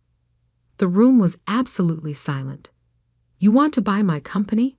my father whispered. "I want to save it," I corrected. "Transform it into something that honors its history while embracing the future. But it has to happen now, before the market completely passes you by." My mother spoke for the first time. "Jonathan, listen to him." He turned to her, startled. In 30 years of board meetings, she'd never spoken up. "I've seen what Daniel built," she continued. "What he sacrificed to build it. This isn't about winning or losing. It's about family." "Family?" He barked out a laugh. He abandoned the family business. "No," I said quietly. "I found a different way to support it. Every feature, every innovation in enterprise solutions was designed with Norton Industries in mind. Because despite everything, I never stopped believing in what this company could be." I walked over to his chair, pulled up one more document on my tablet. My original business plan, written in my car that first night after being kicked out. The title read, "Project Phoenix, Modernizing Norton Industries Through Independent Innovation." He stared at the document, recognition dawning. "This was your plan all along." "Plan B, actually. Plan A was convincing you to modernize from within. But you weren't ready to listen then." Charles Wagner stood up. "The board needs to vote on this merger proposal by end of day. I suggest we take a brief recess to process this information." People filed out, leaving me alone with my father. He sat there, staring at my business plan, looking lost. "Why didn't you tell me?" he finally asked. "Would you have listened? Really listened, not just heard what you wanted to hear?" He was quiet for a long moment. "You built all this, using our Wi-Fi?" I couldn't help but laugh. "That's what you're focusing on?" "No, He ran a hand through his gray hair. "I'm trying to understand how my son went from living in his car to offering to buy my company in less than 2 years. The same way you built this company, by seeing an opportunity everyone else missed. By working harder than anyone thought possible. By believing in something bigger than myself." He nodded slowly. "Your grandfather would have loved this, you know. He always said the best business lessons come from proving the skeptics wrong. I learned that from you, actually. All those stories about how you built Norton Industries, how you proved everyone wrong who said it would fail." I sat down next to him. "I just did it my way, instead of yours." The board voted unanimously to approve the merger. My father, after the longest pause of my life, voted yes. The transition wasn't smooth. Change never is, especially in family businesses. But slowly, surely, Norton Industries began to transform. We kept the name, but modernized the brand. Kept the core business my grandfather had built, but enhanced it with technology that helped it thrive in the digital age. Smart Start's innovation combined with Norton's stability created something neither company could have achieved alone. 1 year later, I sat in what had been my father's office, our office now, since he'd finally accepted the Chairman Emeritus role. We were reviewing quarterly numbers, which had exceeded all projections. "You were right," he said suddenly. I looked up. "About what?" "About everything. The technology, the market changes, the need to adapt." He met my eyes. I was too proud to see it, too scared of losing control. And now, he gestured at the tablet, showing our latest results. Now I'm proud of what you built, what we're building together. My phone buzzed. A message from Marcus about a potential new acquisition target. Another struggling family business that needed exactly what we created. Speaking of building, I said, pulling up the proposal. What do you think about expanding our enterprise division? He smiled, the real smile I remembered from childhood, before stress and fear had hardened him. Tell me more. Later that night, I drove past our old house. The Wi-Fi signal was still strong. I'd upgraded their system last month, though they didn't know it. I thought about that first night in my car, coding by the glow of my laptop, running on determination and spite and dreams of proving everyone wrong. But success, I'd learned, wasn't about proving others wrong. It was about proving yourself right. About building something so undeniable that even the strongest skeptics have to acknowledge its value. My phone buzzed again, a family dinner reminder from my mother. These were regular events now, though the conversation had shifted from criticism to collaboration, from judgment to genuine interest. Coming, I texted back. Then, because I couldn't resist, using the Wi-Fi to send this. Her response came quickly. Very funny. Your father says bring the new acquisition proposal. And yes, he's actually smiling about it. I smiled too, thinking of how far we come. From rejection to reunion. From competition to collaboration. From using their Wi-Fi in secret to helping them embrace the digital future.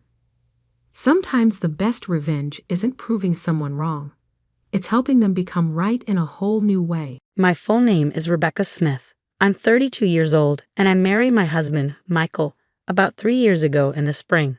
Our relationship is great, and we are also very close to his sister, Emily. We get along like sisters. This story involves a man named Daniel, who later married Emily. Michael and I have been together for over 10 years, even before we got married, so we are like parents to Emily. We always wished for her happiness and took care of her. Because of this, when Emily got a marriage proposal from her fiancé, she wanted to introduce him to us, her second parents. I want to introduce my fiancé to you both, she told us. That moment was very special for us as a couple. We felt so happy because Emily, whom we love like a daughter, was finding her partner and working towards a happy future. It was a joyful moment for both me and Michael, and our hearts were full of happiness. Finally, the day came. Emily brought Daniel, her chosen partner, to meet us. Daniel seemed to be around my age, maybe 32. He was 5 years older than Emily, which made me realize she likes older men. I watched him quietly and was impressed by his solid appearance and calm attitude. However, I noticed Daniel kept glancing at me. Did he want to say something to me? Was there something about me that bothered him? Or was it just a coincidence? These questions popped into my mind. I quickly checked my clothes and hairstyle for any issues, but found nothing wrong. Maybe realizing it was rude to stare, Daniel quickly looked away. In the end, we couldn't understand why he was watching me so closely, but Michael and I decided not to worry about it. We went on to introduce ourselves and started chatting with Emily and Daniel, who were sitting across the table from us. Please take good care of my younger sister, was a classic phrase exchanged, and Michael responded with a smile, Emily, I'm trusting you to him. Saying this, he'd entrusted Emily's future happiness to Daniel. This created a warm and friendly atmosphere at the gathering, easing the initial tension of our first meeting. At one point, Michael asked Daniel a question he was curious about. Daniel, may I ask where you work? I was very interested in his answer and listened carefully. Daniel answered proudly, puffing out his chest. You might have heard of it. I work at TE Company, which is growing very rapidly right now. TE Company? Is that the famous game development company? Yes, that's correct. I actually started working at TE Company last year, but I didn't leave my old job because I didn't like it. TE Company approached me directly because they valued my skills highly, so it's like a promotion for me. Don't worry, I didn't start as a regular employee. Hearing this surprising story, both Michael and I were amazed. I couldn't help but widen my eyes, and our gazes met. Seeing our shocked reactions, Daniel seemed satisfied that he had made an impression, and he spoke with even more pride. That's why I want you to trust me completely with Emily. I'm climbing the career ladder quickly at TE Company, and I'm confident that I'm progressing faster than most. Even though I started at a regular level, my salary will increase rapidly and I'll move up in the company quickly, so please don't worry. When I heard what Daniel said, I was so surprised that I couldn't speak. TE Company is super famous and I know a lot about it. Michael probably knows about it too. But since he doesn't work there, he might not know all the details. I think both Emily and Michael know that TE Company is really well known in the industry, but it seemed like neither of them expected Emily's fiancé, Daniel, to move up the ranks so quickly after joining. I didn't expect it either. Some parts of Daniel's story made me feel a bit uneasy, but I decided to believe him since he talked about being recruited by TE Company and climbing the career ladder really fast. As we talked about other things, I was curious to know how they met and got together. They said they met through a friend they both knew. Daniel was looking for someone special but didn't want to go to matchmaking events, so he met Emily through a friend he trusted. Emily wasn't actively looking for a boyfriend, but she decided to meet Daniel when her friend suggested it. I really like how Daniel always makes me smile. His clumsiness is kind of cute too, Emily shared. Hearing them talk about their feelings was like hearing something really sweet, even though we weren't eating anything sugary. Their closeness and love for each other were really clear. But there was something that bothered me. As they were leaving our house, Daniel and Emily were talking about bringing rice and gifts.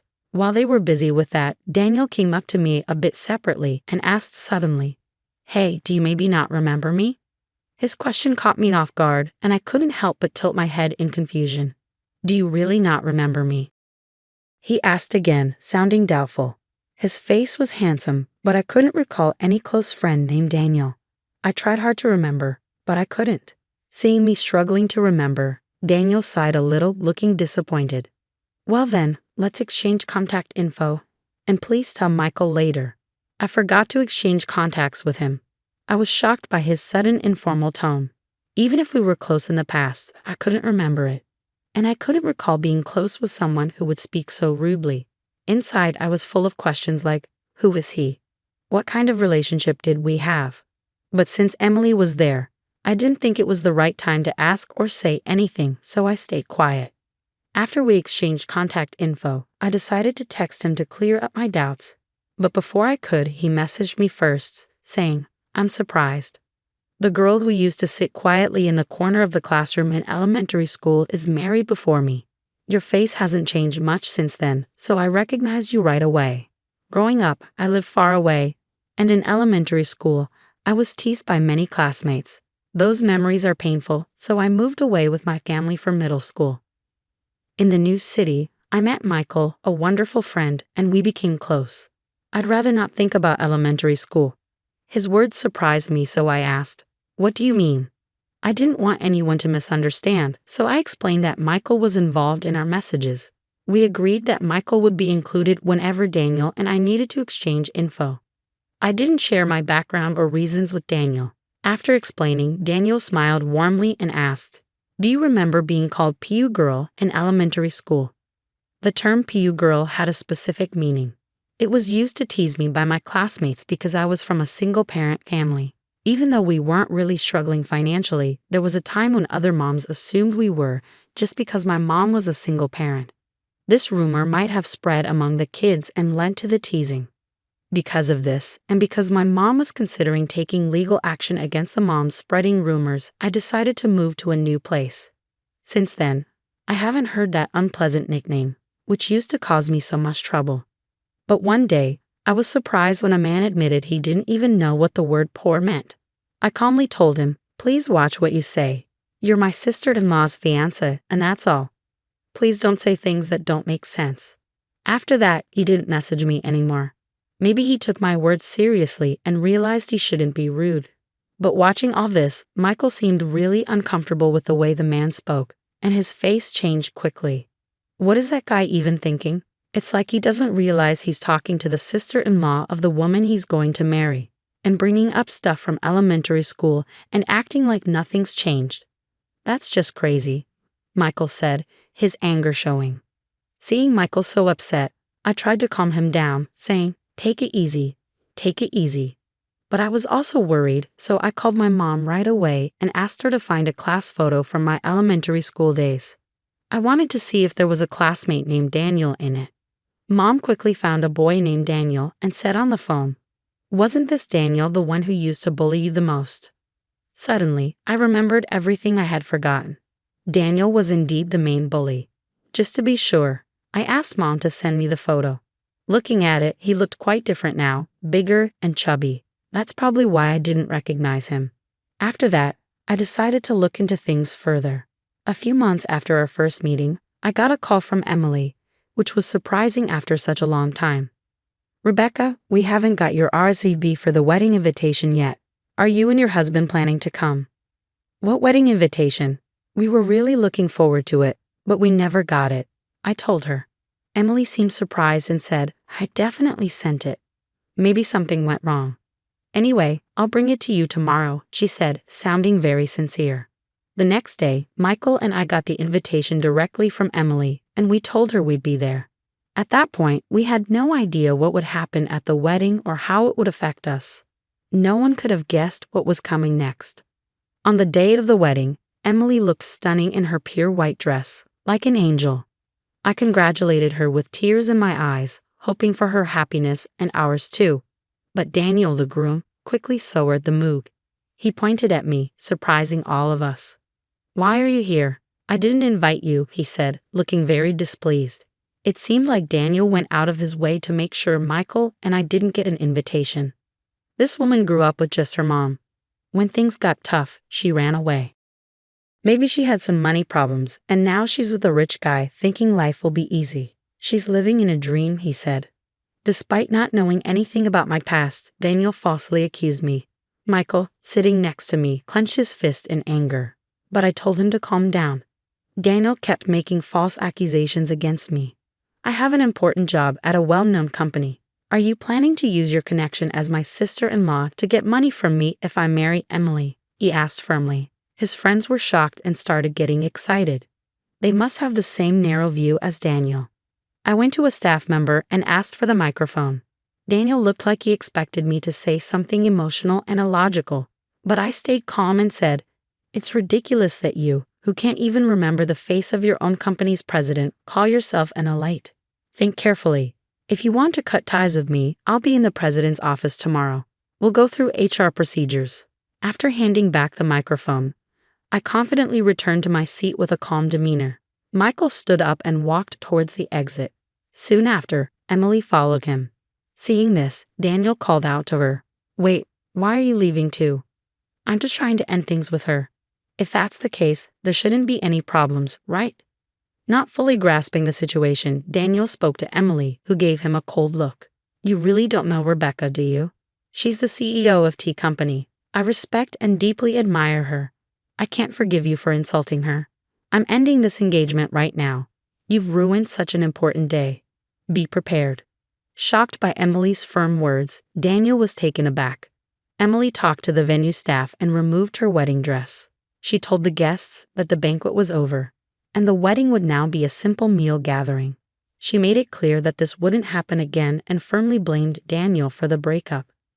The next day, as I had promised, I calmly waited for him in the president's office. Two big, muscular employees stood beside me, ready to act if he tried anything during our talk. When he came in, he seemed confident at first, but that soon changed. He sat down and looked tense. His behavior, coming in without permission and not even greeting, was rude. It was clear he didn't understand the basic rules of the company. "No way. I can't believe you're really the president. This is unbelievable," he said. "If you did a little research, you'd find the president's info on our website. Didn't you check before coming?" I asked. "Well, there were some things." He trailed off. It seemed he hadn't taken my words seriously or bothered to find out the truth. Maybe he thought I was joking or lying in front of all those guests. I told him I'm considering terminating your contract. "What?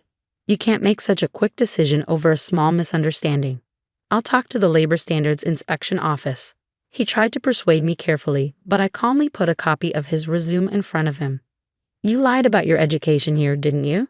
And you claim to have skills you don't actually have, like Excel and video editing. Is that true? Well, about that, he started.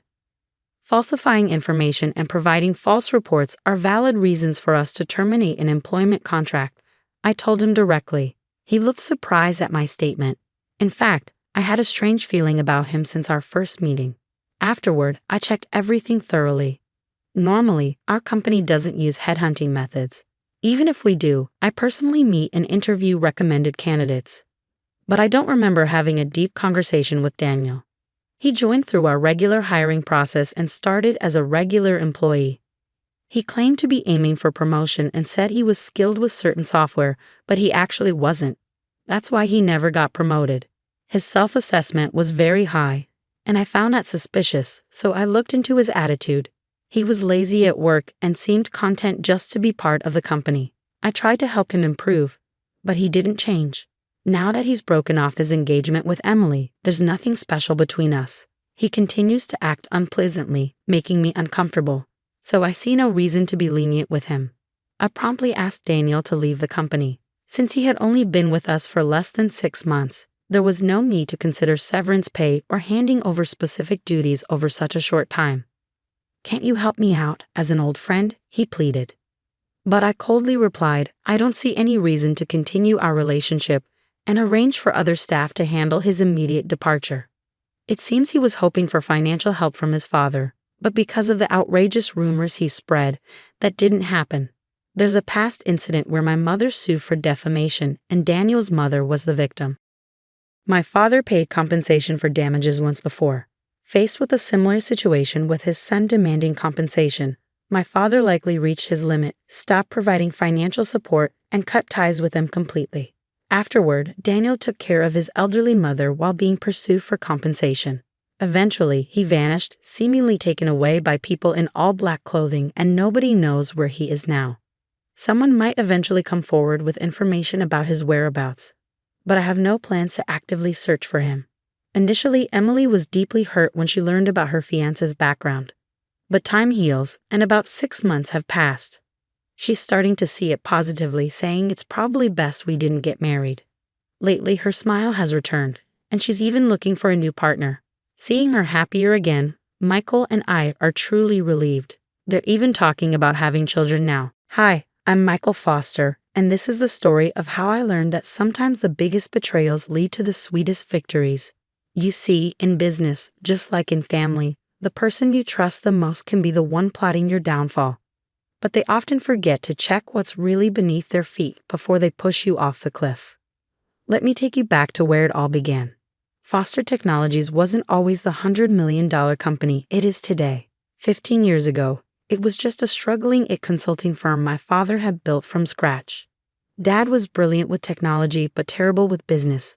By 2010, we were 3 months away from bankruptcy, and my father's health was failing under the stress. I was 25, fresh out of business school, while my older brother James was 30 and already a familiar face in the local nightlife scene.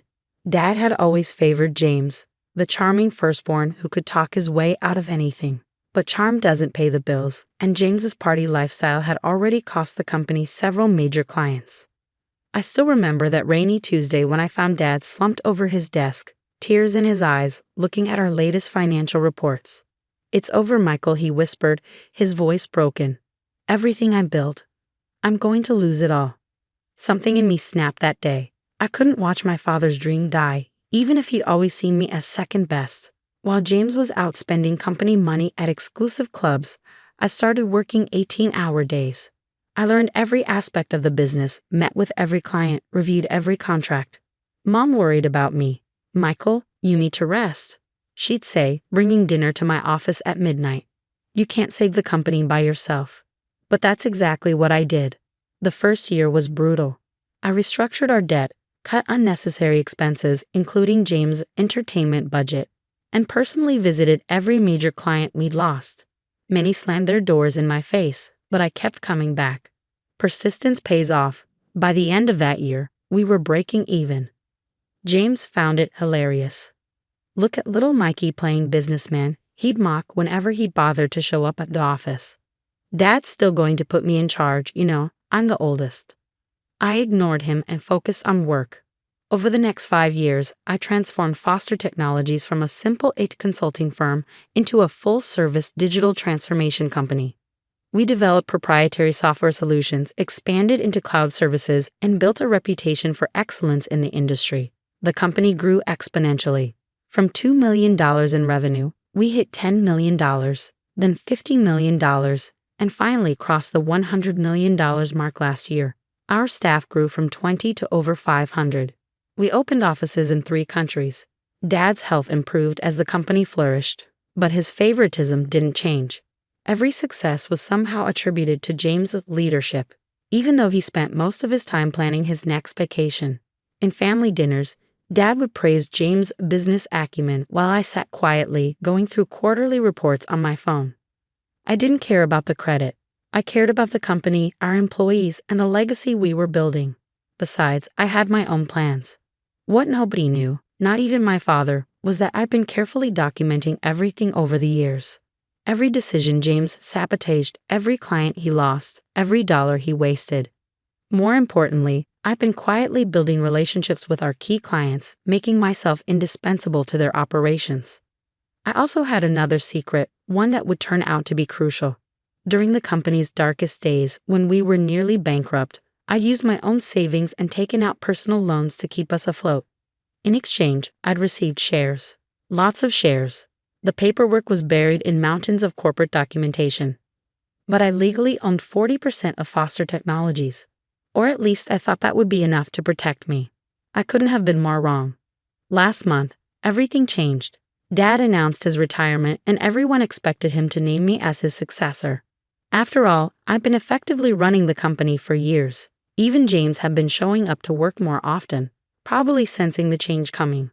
The shareholders' meeting was set for Friday afternoon. All major stakeholders were present, including our board members and key investors. I prepared a comprehensive presentation about our growth strategy for the next 5 years. Dad stood up to make his announcement.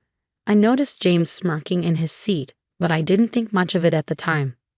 Ladies and gentlemen, Dad began, as you know, I'm retiring as CEO of Foster Technologies. This company has been my life's work, and choosing my successor was not an easy decision. He paused, looking around the room. But there's only one person who truly embodies the leadership qualities needed to take Foster Technologies to the next level. Someone who understands our family values and has the vision to lead us into the future. I sat straighter in my chair, ready to accept the responsibility I've been preparing for all these years. My son, James Foster, will be taking over as CEO effective immediately. The room went silent. I felt like I'd been punched in the gut. But Dad wasn't finished. Furthermore, James has brought to my attention some concerning irregularities in our recent operations. It seems that certain individuals have been making unauthorized decisions and potentially compromising our company's integrity. James stood up, holding a folder. I'm afraid my brother Michael has been operating outside his authority, making promises to clients we can't keep, and potentially engaging in unethical practices. I couldn't believe what I was hearing. Every accusation was a twisted version of the truth. The very decisions that had saved and grown the company were being presented as reckless and unauthorized. Therefore, Dad continued, as my final act as CEO, I'm terminating Michael's employment with Foster Technologies, effective immediately. The security guards were already approaching my chair. James's voice dripped with fake sympathy. I'm sorry it had to end this way, little brother. But hey, maybe now you can get a life outside the office. The room erupted in whispers as I was escorted out, my key card deactivated, my access revoked. I could see the pity in some faces, the schadenfreude in others. But they had no idea what was coming.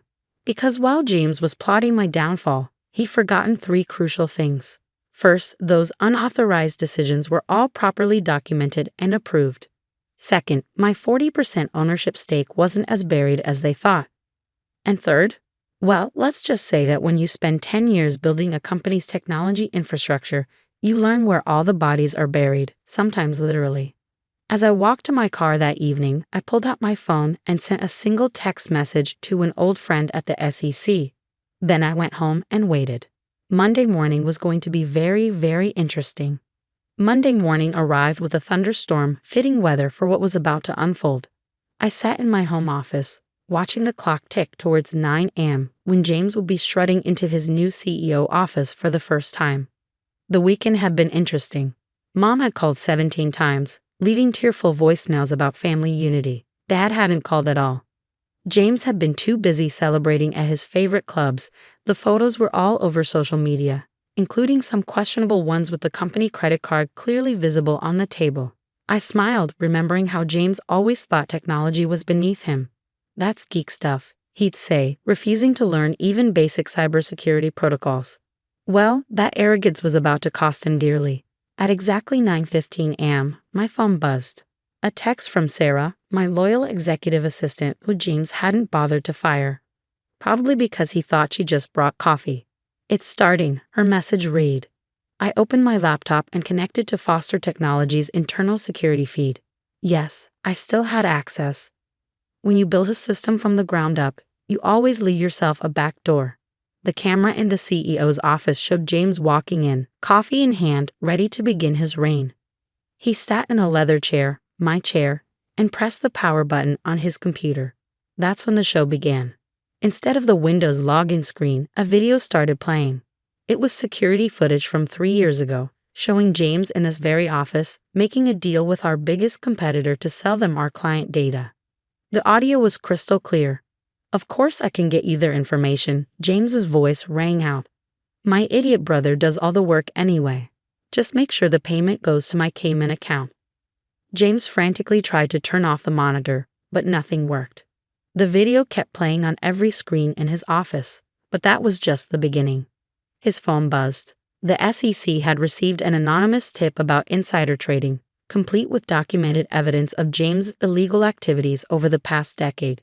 His private email started pinging with notifications. Somehow, all his confidential communications had been leaked to the board members. Down in the lobby, federal agents were walking through the front door. I watched through the security feed as James's face turned from confusion to panic. He tried calling Dad, but Dad's phone was busy, probably because he was getting his own set of revelations about his beloved firstborn's activities. At 9:30 a.m., Sarah walked into James' office. "Mr. Foster," she said calmly, "the board members are requesting an emergency meeting. Also, there are some federal agents here to see you." James started sweating. "Tell them I'm busy. Cancel everything, and get it up here to fix these damn computers." Sarah smiled politely. "I'm afraid that won't be possible. You see, the entire department just resigned. They sent a company-wide email explaining why. Something about loyalty to the person who actually built this company." "What?" "They can't do that. We have contracts." Actually, Sarah placed a folder on his desk. "They can. Their contracts were with a subsidiary company that holds all our intellectual property rights. A company that, as of this morning, is no longer affiliated with Foster Technologies." James's hands shook as he opened the folder. Inside was a simple document showing the ownership structure of Foster Innovation Labs, the subsidiary I'd quietly created years ago. The company that actually owned all our patents, software, and client contracts. And I owned 100% of it. But the clients," James stammered, "have already been informed of the change in management. Most have already signed new contracts, directly with Foster Innovation Labs. It seems they prefer working with the person who actually handled their accounts all these years." The color drained from James's face as he finally understood. Every piece of technology that made Foster Technologies valuable, every client relationship that kept it profitable, every key employee who made it run. They were all loyal to me. He'd stolen an empty shell. The office door opened again. 2 FBI agents walked in, followed by Mr. Patterson, our chief legal counsel. "James Foster," one agent said, "we need to ask you some questions about certain financial transactions." "You can't do this," James shouted, looking wildly around the room. "I'm the CEO. I'm in charge here." Mr. Patterson cleared his throat. "Actually, about that." He pulled out another document. "The board just concluded an emergency meeting. Given the circumstances, they voted to remove you as CEO, effective immediately." "They can't do that. You own shares in Foster Technologies," Mr. Patterson corrected. "A company that, as of 9 o'clock this morning, has no intellectual property, no major clients, and no core development team. I believe the stock price reflects that reality. James lunged for his computer, probably to check the stock ticker. But of course, his screen was still playing videos of his various illegal activities over the years. As James was escorted out of the building by federal agents, his designer suit wrinkled and his face ashen, I sent one final company-wide email from my remote access. To all remaining Foster Technologies employees, you have a choice. Stay with a sinking ship or join us at Foster Innovation Labs, where innovation and integrity actually mean something. Your jobs are secure, your benefits will be better, and most importantly, your hard work will be respected. Within an hour, 90% of the staff had accepted the offer. But my revenge wasn't complete yet. There was still the matter of dear old Dad's retirement fund. The fallout was spectacular. Within 24 hours, Foster Technologies stock had plummeted 70%. News of James' arrest made headlines in every major business publication. Tech CEO arrested on multiple fraud charges. Foster Technologies in freefall as scandal erupts. But I wasn't done yet.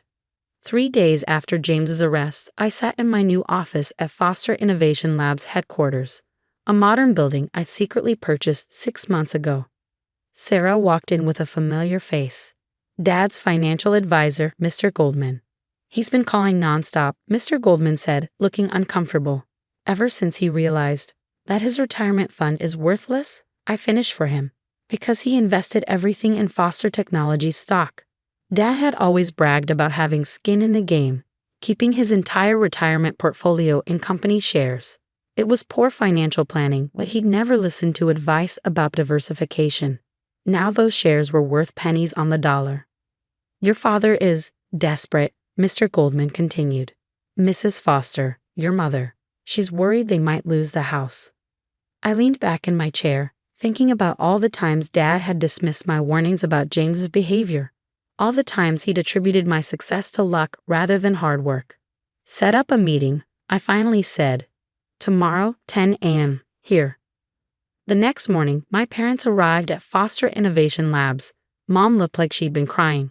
Dad looked like he aged 10 years in a week. They sat across from me in the visitor chairs, the same model as the ones Dad used to make me sit in while he lectured me about real leadership.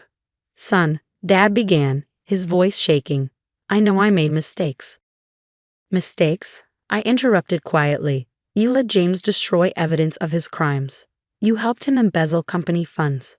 You were complicit in fraud that hurt our employees, our clients, and our shareholders. I didn't know. He tried to protest. You knew. I cut him off. You just didn't care. Because James was your golden boy, and I was just the backup plan. Mom started crying softly. I handed her a tissue. But that's not why you're here, I continued. You're here because you're broke. Because the company shares that were supposed to fund your retirement are worthless. Dad slumped in his chair. Michael, please, we're family. Family? I smiled without humor. Was I family when you let James take credit for my work? Was I family when you fired me in front of the entire company? I pulled out a folder. I learned that dramatic revelations were more effective with proper documentation. Here's what's going to happen. Foster Innovation Labs will buy back your shares in Foster Technologies at their original purchase price. Their eyes widened with hope. But, I continued, there are conditions. First, you both sign a non-disclosure agreement about James' activities. Second, you retire, quietly, to that house in Florida you always talked about. Third, you stay out of my business, completely. You do that for us, Mom whispered. Not for you, I corrected, for the scared 12-year-old boy who used to believe his father hung the moon. He deserved better than what you gave him. Dad started to speak, but I held up my hand. One more thing. The money comes with a trustee, someone who'll make sure you don't gamble it away on another one of James's schemes. Monthly allowance, investment restrictions, the whole package. You don't trust us, Dad said sadly. You taught me that lesson very well. They signed the papers. As security escorted them out, Dad turned back one last time. I was wrong about you, son. You're a better businessman than I ever was. No, Dad, I replied. I'm just better at remembering who my real enemies are. 5 years have passed since then. Foster Innovation Labs is now a billion-dollar company known for its cutting-edge technology and ethical business practices. James served 2 years in prison and now works as a bartender in Vegas. Dad and Mom live quietly in Florida, sending occasional postcards that I never answer. Last week, I received an invitation to speak at my old business school. The topic? The importance of integrity in family business. I accepted with a smile. After all, I have quite a story to tell. Sometimes the best revenge isn't destroying your enemies. It's building something so successful that they have to live with the knowledge that they bet on the wrong horse. And as for those who wonder how the quiet one, the careful one, the backup plan pulled off such a complete victory, well, let's just say that while the peacocks are busy showing off their feathers, the eagles are watching, waiting, and planning their next move. Because in business, just like in life, it's not about who starts at the top. It's about who's still standing when the dust settles. The crystal glasses clinked against fine china as Sarah Thompson, my sister, hosted another one of her elite family dinners. I sat quietly at the far end of the table, watching my brother-in-law Marcus, the self-proclaimed business genius, hold court with his usual audience of admirers. At 42, he wore his CEO status like a crown, each word dripping with the kind of confidence that only came from never having faced real failure. And that's how I closed the Anderson merger, he concluded, basking in the appreciative murmurs from our gathered family. Biggest deal of the quarter. Some people just understand business at a different level. His eyes flickered to me, lips curling into what my sister probably thought was a charming smile. I took another sip of wine, already knowing what was coming. These monthly family dinners had become Marcus's favorite stage for his particular brand of subtle cruelty. Speaking of business, he turned fully towards me now. Claire, how's that little, what do you call it, consulting thing of yours? It's going well, I replied evenly, noting how my sister Sarah straightened in her chair, eager for the show to begin. At 38, I learned that the best defense against Marcus's barbs was calm dignity. Still working from home, right? He chuckled, swirling his expensive bourbon. You know, when Sarah told me her sister was in business too, I expected something more professional. How can anyone take you seriously without even a proper office? My mother shifted uncomfortably but said nothing. Dad suddenly found his roasted vegetables fascinating. They'd long ago chosen their side in the family dynamic, and it wasn't mine. My client seemed satisfied, I said, spearing a piece of perfectly cooked salmon. Marcus had insisted on catering from the city's most expensive restaurant, another chance to display his wealth. Clients? Marcus barked out a laugh. Is that what we're calling the local coffee shops and boutiques now? You know, Claire, if you ever want real business advice. Actually, a deep voice cut through the dining room. Her client list is quite impressive. All heads turned to Richard Anderson. Yes, that Anderson, of the merger Marcus had just been bragging about. He'd been quietly observing from the other end of the table, where Marcus had seated him as the guest of honor. In fact, Anderson continued, setting down his fork, my daughter's company has been trying to get on her waiting list for months. Claire's firm is rather selective about who they take on. The silence that fell over the table was absolute. I could hear Sarah's sharp intake of breath, see Marcus's face transition from confidence to confusion. Your daughter's company, Marcus managed, his voice suddenly less certain. Megan Anderson, CEO of Horizon Tech. Richard smiled warmly in my direction. Claire's firm handled the Matthews Group acquisition last year. Brilliant strategy, by the way. When Megan told me who was behind it, I could hardly believe someone so young had orchestrated such a complex deal. But then, real talent doesn't need corner offices to prove itself, does it? I watched the color drain from Marcus's face as realization dawned. The Matthews acquisition had been the talk of the business world, a $400 million deal that had transformed the tech landscape, and I'd orchestrated it from my home office, the one he'd been mocking moments before. I had no idea, Marcus stammered, his earlier bravado evaporating. Obviously, I replied softly, allowing myself a small smile. More wine, anyone? Sarah's hand shook as she gripped her glass, her perfect hostess composure cracking. Our mother's mouth had fallen open slightly, and Dad was now staring at me as if seeing me for the first time. Claire, Marcus started, his tone shifting to something almost ingratiating. Why did you ever mention that I handle major corporate acquisitions, that my little consulting thing advises Fortune 500 companies. I set down my wine glass carefully. You never asked, Marcus. You were too busy telling everyone how successful you are. Richard Anderson chuckled. And speaking of success, Claire, I hope you'll consider taking Horizon Tech on as a client. Megan's been quite persistent about wanting to work with you. Of course, Marcus jumped in. Anything for family. I'm sure Claire would be happy to. I'm afraid my schedule is quite full, I interrupted smoothly. But Mr. Anderson, please tell Megan to have her team send over the proposal. I'll review it personally. Marcus's face flushed red. The Anderson merger he'd been bragging about minutes ago, his biggest deal of the quarter, was worth less than half of what I handled for Matthews. And now his direct line to Richard Anderson was watching me with obvious respect while barely acknowledging Marcus's presence. Claire, Sarah found her voice, though it trembled slightly. Why didn't you tell us? All these years. Tell you what, Sarah. That while you and Marcus were mocking my little business, I was building one of the most respected consulting firms in the industry. That the home office you love to ridicule has closed deals worth billions. I dabbed my lips with the linen napkin. Would you have believed me? Or would you have just found new ways to diminish my success? The truth hung heavy in the air. They wouldn't have believed me. They'd been too invested in their narrative of Marcus as the family's business genius and me as the struggling younger sister who couldn't quite measure up. But your clothes. Sarah gestured weakly at my simple black dress. Your car, you live in that small house. Because I don't need to prove anything to anyone, I replied. Success speaks for itself. It doesn't need designer labels or luxury cars to be real. Richard Anderson nodded approvingly. That's precisely why your reputation in the industry is so sterling, Claire. No flash, all substance. The exact opposite of. His eyes flickered to Marcus briefly. Certain other approaches. Marcus's hand tightened around his bourbon glass. His carefully cultivated image of business brilliance was crumbling, and with it his standing in the family. But I wasn't done yet. Not even close. Mr. Anderson, I turned to Richard, ignoring Marcus's attempts to catch my eye. I'd love to hear more about Horizon Tech's expansion plans. Perhaps over dinner next week. I know a wonderful little place. The new French restaurant on Fifth. Marcus interjected desperately. I'm a member there. I cold. Actually, I smiled. I own it. One of my small side investments. Nothing like running a major corporation, of course, but it turns a nice profit. The restaurant Marcus had been trying to get a membership to for months.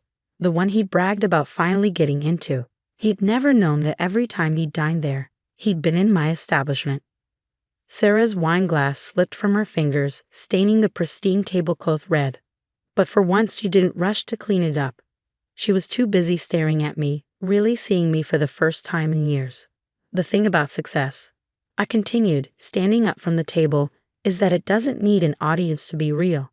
While you were all focused on Marcus's latest promotion or Sarah's country club membership, I was building something lasting, something real. I reached for my simple leather handbag, not designer, but handmade by an artisan I'd helped start their business. Thank you for dinner, Sarah. Mr. Anderson, I'll have my office contact you about that dinner next week. As I walked toward the door, I heard Marcus's strained voice. Claire, wait, perhaps we should discuss. Discuss what? I turned back briefly. How you spent years mocking my business? How you treated me like a failure because I didn't brag about my success? Or maybe how you're suddenly interested in my little consulting thing now that you know who my clients are. The silence was deafening. Sarah had sunk back in her chair, her perfect dinner party in ruins. Our parents were looking anywhere but at me. And Marcus looked like a man watching his carefully constructed world crumble. Send me the dinner bill, Sarah, I called over my shoulder. I know how Marcus hates to spend money on family charity cases. The door closed behind me with a satisfying click, leaving them to digest not just their expensive catered meal, but the realization that they'd spent years underestimating exactly the wrong person. And this was just the beginning, because what they didn't know, what Marcus was about to find out, was that his company's upcoming merger, the one he'd been counting on to secure his position as CEO, was about to face an unexpected complication. One that had everything to do with the sister-in-law he dismissed for so long. The morning after the dinner party, my phone exploded with notifications. Text messages from Sarah, voicemails from Marcus, even emails from my parents, all suddenly desperate to clear up any misunderstandings. I smiled, remembering Marcus's face when Richard Anderson had revealed who I really was. But I wasn't interested in their belated attempts at reconciliation. I had a merger to stop. You see, what Marcus didn't know, what he'd been too arrogant to investigate, was that his company's upcoming merger wasn't just another deal. It was a carefully orchestrated plan, one I'd been developing for months. Claire, my assistant's voice came through the intercom of my home office. Yes, the same one Marcus had mocked. Mr. Anderson is on line 1. I picked up the phone, settling into my ergonomic chair. My little home office might not have impressed Marcus, but its technology rivaled any corporate headquarters. Richard, good morning. Claire, his warm voice filled the line. I must say, dinner last night was enlightening. Your brother-in-law seems to be having quite the morning. He's been trying to reach me since dawn. I could imagine. Marcus's entire career hinged on this merger, the one he thought would cement his position as CEO, the one he'd been bragging about at every family gathering for months. Has he figured it out yet? I asked, pulling up the merger documents on my triple monitors. Not yet, Richard chuckled, though he might want to take a closer look at who's been quietly buying shares in his company over the past 6 months. Ah yes, the investment firm that had been accumulating a significant stake in Marcus's company, the one operating through a series of shell companies, the one that through a complex web of corporations belonged to me. Claire. Sarah's name flashed on my phone again. I declined the call. Your sister seems persistent, Richard observed. They all are, now that they know. I signed off on another document, watching as my ownership percentage ticked up another fraction. Amazing how success changes people's perspective. The next few days were a symphony of panic from Marcus's corner. He finally started digging into the merger details, probably hoping to impress me with his business acumen. Instead, he discovered something terrifying. His company was being systematically purchased by an unknown entity. You have to help me. He cornered me outside my favorite coffee shop, not coincidentally, one of my first consulting clients. Claire, whatever bad blood there is between us, this is my career we're talking about. I took a sip of my artisanal latte. Funny, I thought it was just a little coffee shop last month when you mocked me for helping them expand. I was wrong, okay. He ran his hands through his perfectly styled hair, messing it up in a way Sarah would have hated. I was arrogant and stupid, but please, if this merger falls through, then what, Marcus? You'll have to work your way up like everyone else. Start something from scratch. Build a business without riding on your family name. His face paled. We both knew he'd never built anything himself. His CEO position had come through connections, not competence. The same connections he used to belittle me at every opportunity. My phone buzzed again. A notification from my legal team. Another block of shares acquired. We were getting close. The board meeting is next week, Marcus said desperately. They're expecting me to present the merger details. But this unknown buyer, if they gain controlling interest, then you'd be answerable to them. I finished for him. Imagine that. The great Marcus Thompson having to justify his business decisions to someone else. The realization dawned in his eyes slowly. Claire, the buyer, it's not. My phone buzzed again. A text from Richard Anderson. Megan's team just sent over the Horizon Tech proposal. Impressive plans. Shame about Marcus's company. They would have made a good partner if their leadership was different. I showed Marcus the text, watched as the last pieces clicked into place. You're going to destroy everything I've built, he whispered. No, Marcus. I'm going to show you what real business looks like.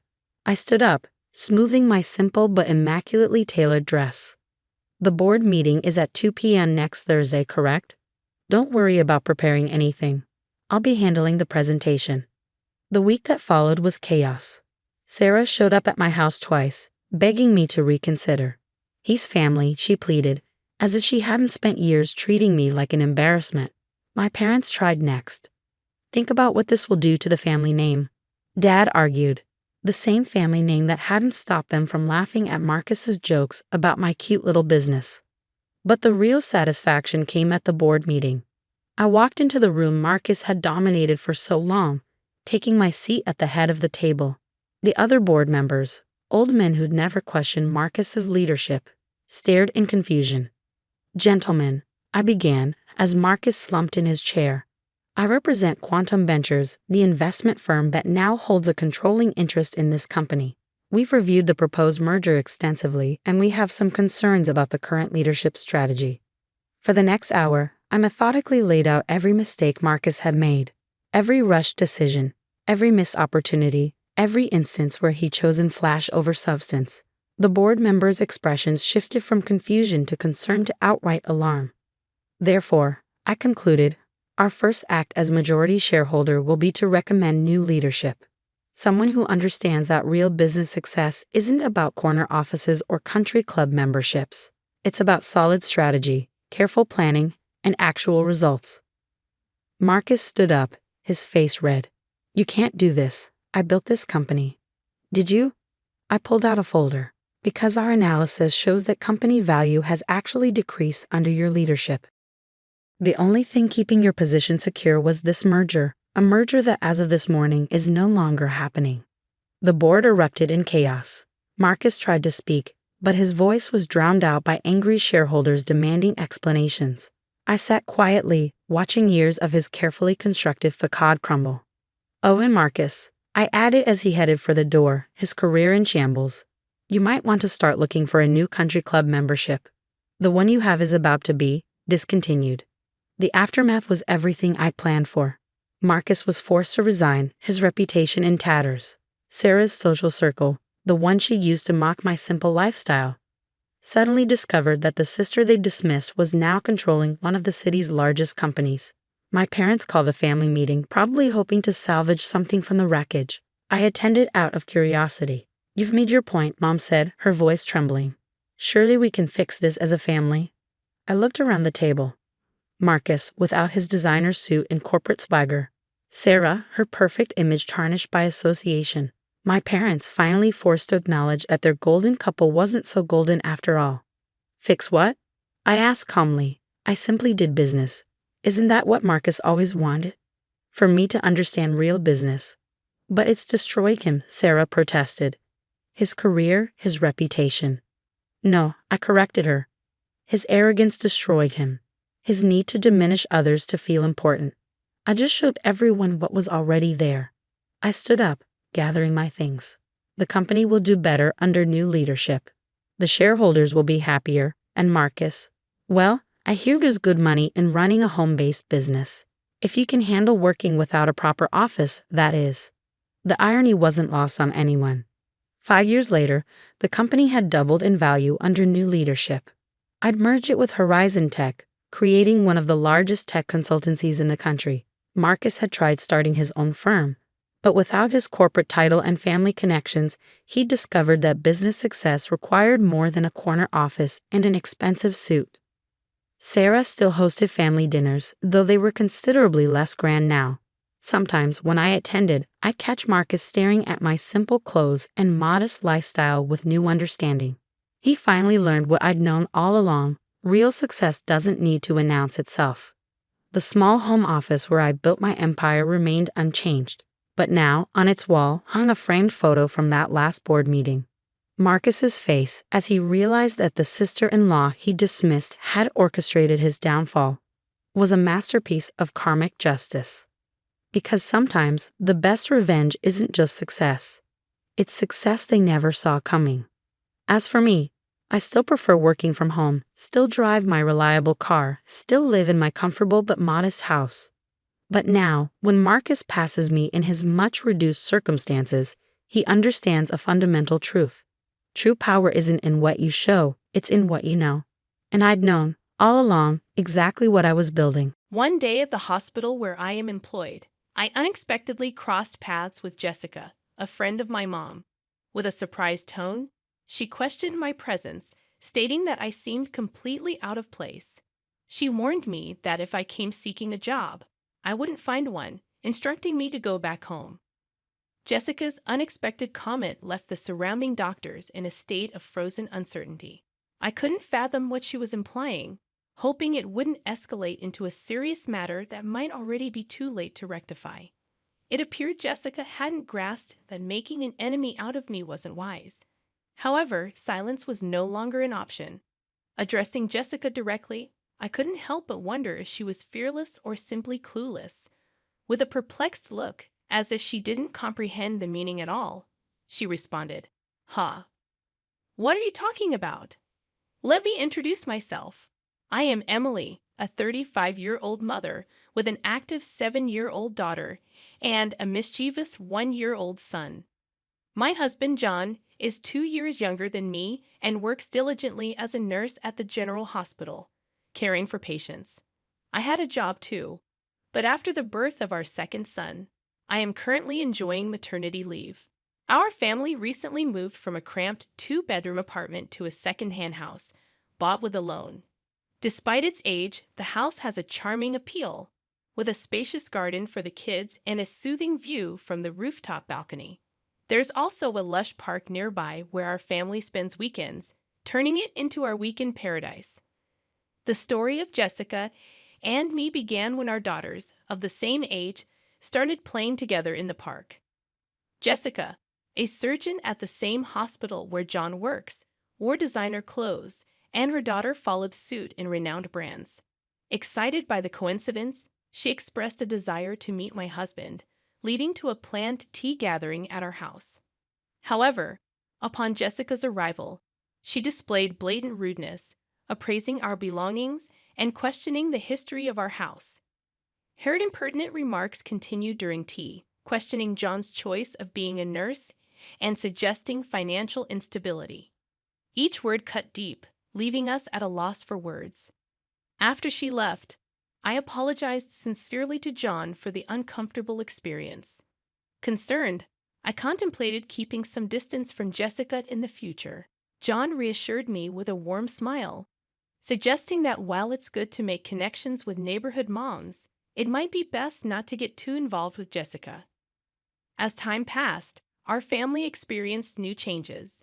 After giving birth to our second son and celebrating his first birthday, I contemplated returning to work. With John's parents providing support with the kids, I found myself with some spare time at the hospital where my husband works, enjoying a hot coffee at the hospital cafe. I'd heard a familiar voice from behind. It was Jessica. "Oh my, isn't that Emily? It's been such a long time." "Hello, Jessica. How have you been?" "Good. What brings you here today? Are you here to see John?" I inquired. "Yes, just some errands. Maybe a job interview or something. It must be tough on just John's income, right?" Her words dripped with sarcasm, and she grinned smugly. Wanting to avoid a troublesome conversation, I responded lightly, "Well, something like that." However, Jessica continued probing with a searching gaze. "This hospital has various stores, right? So where are you working part-time? At the convenience store? Or maybe the restaurant?" After a brief silence, I curtly replied, "Sorry, it's about time for my appointment." I left the cave quickly, moving swiftly through the hospital. I took the elevator to the top floor, heading to the director's office for an important job consultation. After about an hour of discussion, I made my way to the large auditorium of the university for my next appointment. There was an important announcement from the director scheduled that afternoon, with all the hospital staff gathered. On the way to the auditorium, I ran into John. "Oh, John, that's great. After the director's talk, let's go for lunch together," I suggested. "Sounds good. It's a bit of a walk, but how about pasta?" he offered with a smile. "The pasta place behind the hospital sounds good. I haven't been there in a long time. I'm actually looking forward to it." I agree happily. Lunch with my husband at the hospital was a rare treat. In the hallway to the auditorium, I ran into several doctors, engaging in brief conversations while exchanging greetings. John moved ahead quickly, and I followed at a leisurely pace toward the passageway leading to the auditorium. Along the way, I happened to meet some colleague doctors. "Emily, it's really been a while, and I heard you had a child. Congratulations from the bottom of my heart." Warm words of congratulations were exchanged. Another doctor joined in. "Emily, you were such a big help here. We've been in quite a stir since you left," he said with a laugh, hinting at the struggles. Then, another one asked with interest, "Is your return imminent?" Despite such inquiries, the reunion was comforting, filled with nostalgia and relief to see my colleagues well. But the atmosphere quickly changed. Jessica suddenly appeared and asked curiously, "Emily, why are you here? Are you heading to the auditorium by any chance?" "Yes, that's right. I have some business." I responded modestly yet clearly due to the presence of several colleagues. But Jessica's questions only grew. "But the gathering is only for doctors and nurses, right? Why would a part-timer be here?" she asked, not hiding her skepticism. Her remark brought silence to the corridor, a silence that seemed indicative. "A part-time lady like her?" a doctor muttered. "Is she okay, I wonder?" Another doctor murmured worriedly, not wanting to be involved in unnecessary commotion. I tried to weather Jessica's words. However, it seemed to only incite Jessica. "Why are you ignoring me? It's like you don't think at all," Jessica exclaimed with a sneer. "Lost your way? The auditorium isn't this way. If you're looking for part-time work, go the other direction." "Now please leave," she commanded, looking down on me. The doctors present were appalled by Jessica's behavior, but sympathetically, they began to stand by me, attempting to defuse the situation. The surrounding doctors raised their voices in unison against Jessica. Disappointment and anger were evident on their faces, and their voices contained a strong sense of rejection toward Jessica's actions. "Hold on, you! What kind of way is that to speak to Emily? Don't you have any manners? Apologize to her right now," they demanded, not just disapproving but reproaching Jessica's conduct. The doctors gathered, looking tense, and confronted Jessica, the atmosphere charged with tension. Jessica, faced with the united front against her, appeared confused and at a loss for words. What's going on? I just pointed out that she doesn't belong here. The meeting is only for relevant personnel, and she doesn't fit the bill, right?" She tried to justify her stance, but my patience had reached its limit. With a composed tone, but with content sharp as a blade, I addressed Jessica. "Jessica, you really are brave, aren't you? Or is it that you simply can't read the room?" I critiqued calmly. Unable to find a rebuttal, she stared back at me, perplexed. "Huh. What'd you just say?" I calmly made my position clear. "You'll understand soon enough. The actions you took against me and your careless remarks, the serious consequences they could bring." The doctors present showed no sympathy for Jessica. "Look, your future is now utterly uncertain," they said cuttingly. "You might want to start looking for another job while you still can." They nodded earnestly to each other. Clearly cornered, Jessica was still unable to hide her panic and anger. "So why on earth are all of you defending this non-regular employee so much? I don't understand why you rate her so highly." She raised her voice. The conversation among the doctors echoed in the hallway. "Are you the new surgical specialist?" One doctor inquired. "So that's why you don't know Emily? That's quite pitiful," while another added, "Jessica," with anger on her face and indignation in her tone, retorted, "Can you explain what you mean by that?" Her anger stemmed from the belief that judging people by their professional standing, regardless of their duties as a doctor, was against human dignity. The fact that someone with such values was in our workplace was deeply shocking to me, and I couldn't help but feel distrustful. Jessica seemed unaware, but in fact, I was the very person she should respect the most. The other doctors completely ignored Jessica's questions and left her with cold stares, quietly leaving the scene. Then I stated calmly, "Well, Jessica, we can talk more about this later. You may find my husband's position as a nurse pitiable, but no matter how hard you try, you can never be like John. Besides, the fact that you find meaning in competing shows a great misunderstanding on your part." Jessica became flustered. "Wait a minute. Who on earth are you? You're not just a part-timer, are you?" She raised her voice. I smiled secretly and replied, "As I've already said, you'll come to understand shortly." And with that, I hurried off toward the auditorium. As I entered the auditorium, a large number of doctors had already gathered, and the director stood in front of the screen. Thank you all for gathering here during your busy schedules. Today, I would like to discuss the future direction of our hospital. He began and then proceeded to make an important announcement. Seeing John in the crowd, he approached me and whispered, "Emily, good timing. I happened to overhear a bit earlier. Was there some trouble with Jessica?" "Yes, she did point out something minor, but it's not a big deal," I replied. "Interestingly, it seems she has misunderstood me for a part-time worker at this hospital," I replied. John looked incredulous and responded, "No way, Emily, as a part-timer?" We couldn't help but suppress our laughter at the absurdity of the situation. Amidst this, the director concluded the explanation of the annual business plan and moved on to a significant personnel announcement. As you all know, our hospital is well-staffed with an adequate number of doctors and nurses. To further improve the quality of our medical services, we plan to actively implement overseas training programs. The first training is scheduled in 2 months, and we will select 5 doctors and 5 nurses for it, he declared. This announcement was met with cheers from the attending doctors, and everyone was excited about the prospect. Overseas training meant an excellent opportunity to learn about the latest medical practices in the world. Since it was the hospital's first initiative of its kind since its establishment, everyone's eyes sparkled with the news. The director continued solemnly, yet with an undertone of expectation.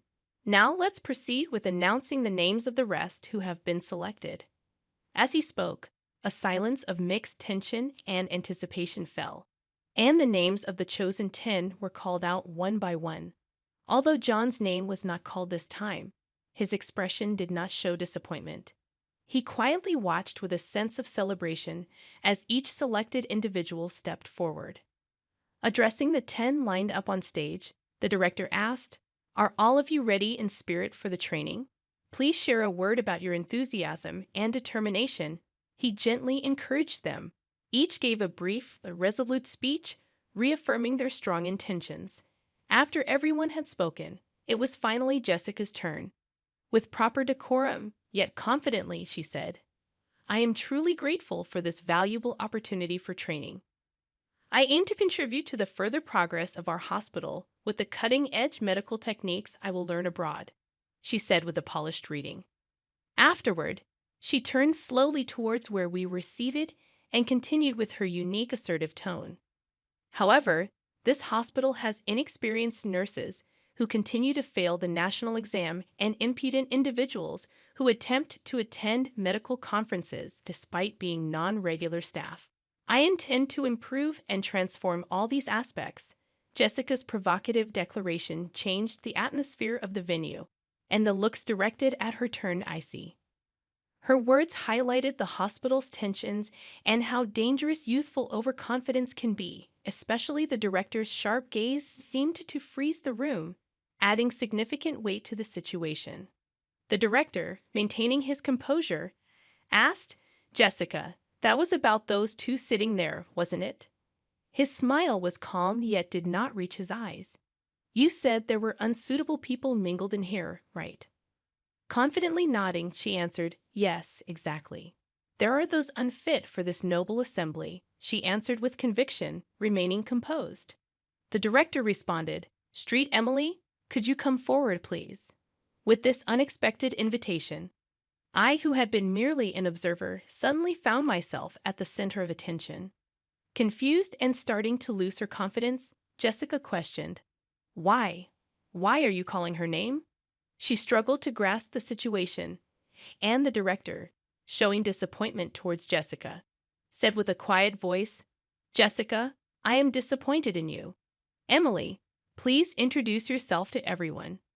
Taking a deep breath, I recounted the beginning of my career, important milestones, and my temporary step back to become a mother. I continued, "Hello, everyone. It's been a while. I am Emily, the chief of the medical department. I apologize for any inconvenience my maternity leave may have caused, but I will be resuming my duties next month. I look forward to working with you all again." Jessica's voice couldn't hide her surprise. "Wait, she's the chief of the medical department?" Her eyes searched the room for confirmation. Indeed, As the head of the medical team, I had taken a 2-year parental leave to birth and raise my first son. The director, affirming the truth, added quietly, "By the way, Emily is my daughter." His words resonated in the room with undeniable clarity, defining the reality of the situation. Jessica's expression went from confusion to shock, her mouth agape as if to object to the reality, but no words came out. The room, filled with hospital staff, could not contain its reaction, and suppressed laughter spilled out at the unexpected turn of events. The director began speaking in a relaxed tone. "Jessica, for this upcoming overseas training, you have been assigned to be the team leader. Your deployment will be in a conflict zone in the Middle East. There is a shortage of both medication and medical equipment, and a very challenging situation is anticipated. It will be interesting to see if your abilities will be fully utilized, but don't worry, Emily will be there to support you. Learn as much as you can under her guidance." Proudly, Jessica responded with dignity, "I am a doctor too. Although I have no experience working abroad, my clinical skills and treatment records are first class. I will not allow myself to be underestimated." I replied to Jessica with a calm but firm voice.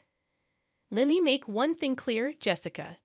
In the near future, I am going to take over the directorship of this hospital from my father. Do you understand the weight of this fact?"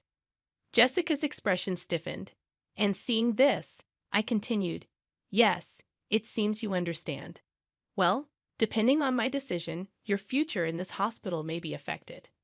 Jessica could no longer hide her agitation, and I calmly added, "I haven't heard such a thing." Jan intervened, calmly adding his words, "Jessica, we had not informed you about that matter beforehand. Your disrespectful attitude towards Emily may well be something you deeply regret in the future." Towards the end of the meeting, the director stated firmly, "Please, everyone, a bit of silence. Jessica, in the discussions here, in the end, results are everything. No matter how excellent you may be, that is just one aspect. What's important is the results you can achieve in this hospital, and on that front, I have great expectations of you." Jessica fell silent at the director's words, bowed her head, and nodded without saying anything. The director concluded with that, today's meeting is adjourned." As his words ended, everyone in the auditorium stood up and returned to their respective places. Stepping out of the director's office leisurely, I casually said, "Shall we go for lunch? I've got a craving for pasta today." Side by side with John, I started walking towards our favorite pasta place in the backyard, leaving the hospital building behind. As we were about to pass the small smoking area set up behind the hospital, I spotted Jessica, who appeared to be deep in thought, taking a drag of her cigarette. The moment our eyes met, Jessica awkwardly looked away. At that instant, a sudden event caught our attention. A loud crash sounded, and right before our eyes, a car had rear-ended another in an accident. Jen and I sprang into action immediately. The area was nearly deserted, so it was crucial for us to move quickly to help. "Are you okay?" John called out with concern and quickly checked on the people involved in the accident. One was the driver in the car that was hit, and the other was a pedestrian who happened to be walking by. Jessica also rushed to the accident scene, following us, but seemed overwhelmed by the chaos. Acting on her medical instincts, I began to give directions. "John, quickly get that man into a safe position and check his pulse." Jen moved promptly, following my instructions and beginning his actions. As an emergency nurse, John had been granted special opportunities to accumulate frontline medical experience, including attending surgeries conducted by me. I had trained him rigorously, and he had developed exceptional practical skills. I then directed Jessica with calm and clarity. "Jessica, check if that elderly person is bleeding and assess their level of consciousness." However, Jessica seemed paralyzed by the seriousness of the situation, standing still without moving. My voice grew firmer as I insisted, "Jessica, do you understand what I'm saying? Please respond quickly." Her voice had a hint of tension as Jessica replied, "Ah, yes. What should I do?" Her panic was evident, and instead of helping, It seemed to add to the confusion at the scene. I rebuked Jessica firmly yet patiently. Don't you know what to do in an emergency? I doubt you're even a surgeon. Jessica responded with an attitude that could be perceived as anger, saying, "That's not true. There's nothing I can't do." However, her actions, though active, clearly lacked effective measures, and she was just bustling about the scene. I then looked to John. "John, could you measure that elderly person's blood pressure and make sure there's no bleeding?" I gave the orders with composure. John promptly replied, "Understood," and began to prepare for controlling the situation. The accident scene began to regain some order with a swift response from me and Jan. John spoke to Jessica with an unusual sternness. "Jessica, come over here and help," he directed. Jessica complained. "What do you mean? A nurse asking for such a thing?" But John cut her off. "This is no place for someone who can't do anything. If you're not going to be of help in this critical moment where lives are at stake, please step back," he said decisively. Jessica was at a loss for words and stepped back from the scene silently.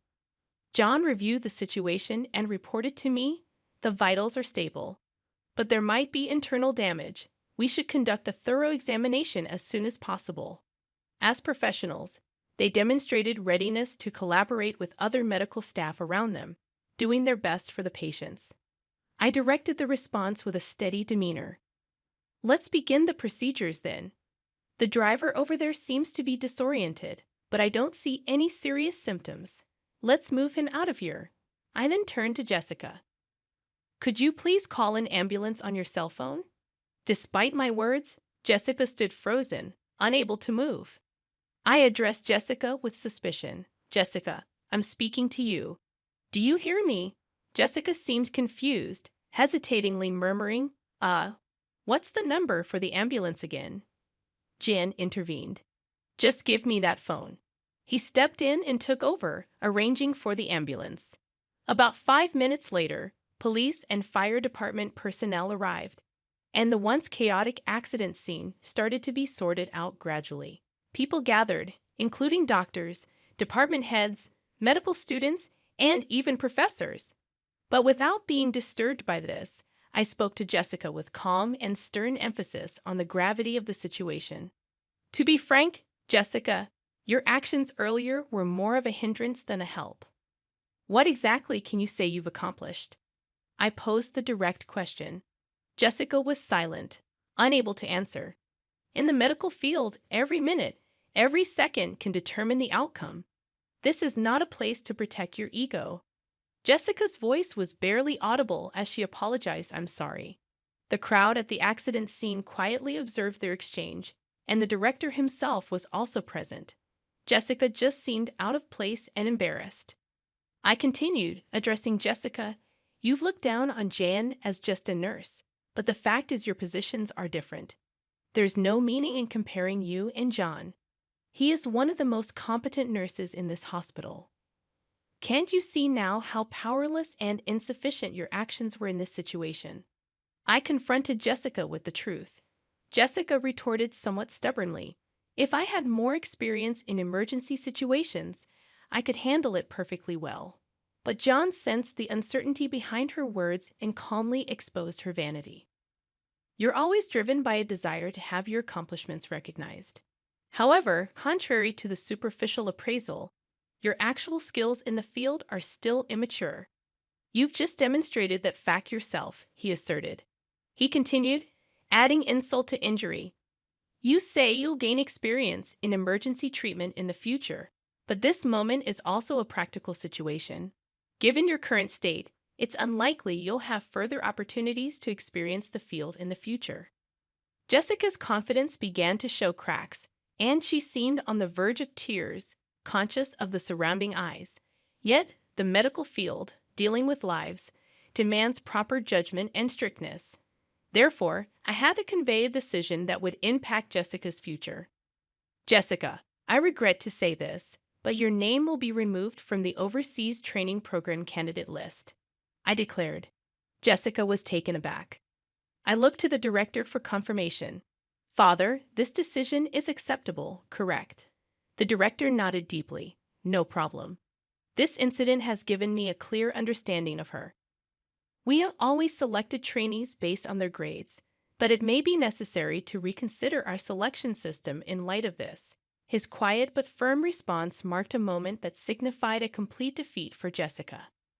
With a calm but resolute voice, I advised Jessica, "It's important for you to relearn from the basics. Only then will you have the right to compete at the same level as John. Also, take to heart the dangers of judging a person's worth by their appearance. While I considered letting you go from the workplace, I have decided to give you one more chance, the last chance.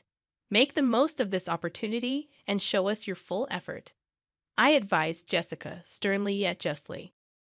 Afterward, they quietly left the scene, but the looks from the doctors around Jessica were cold, filled with disappointment and disapproval.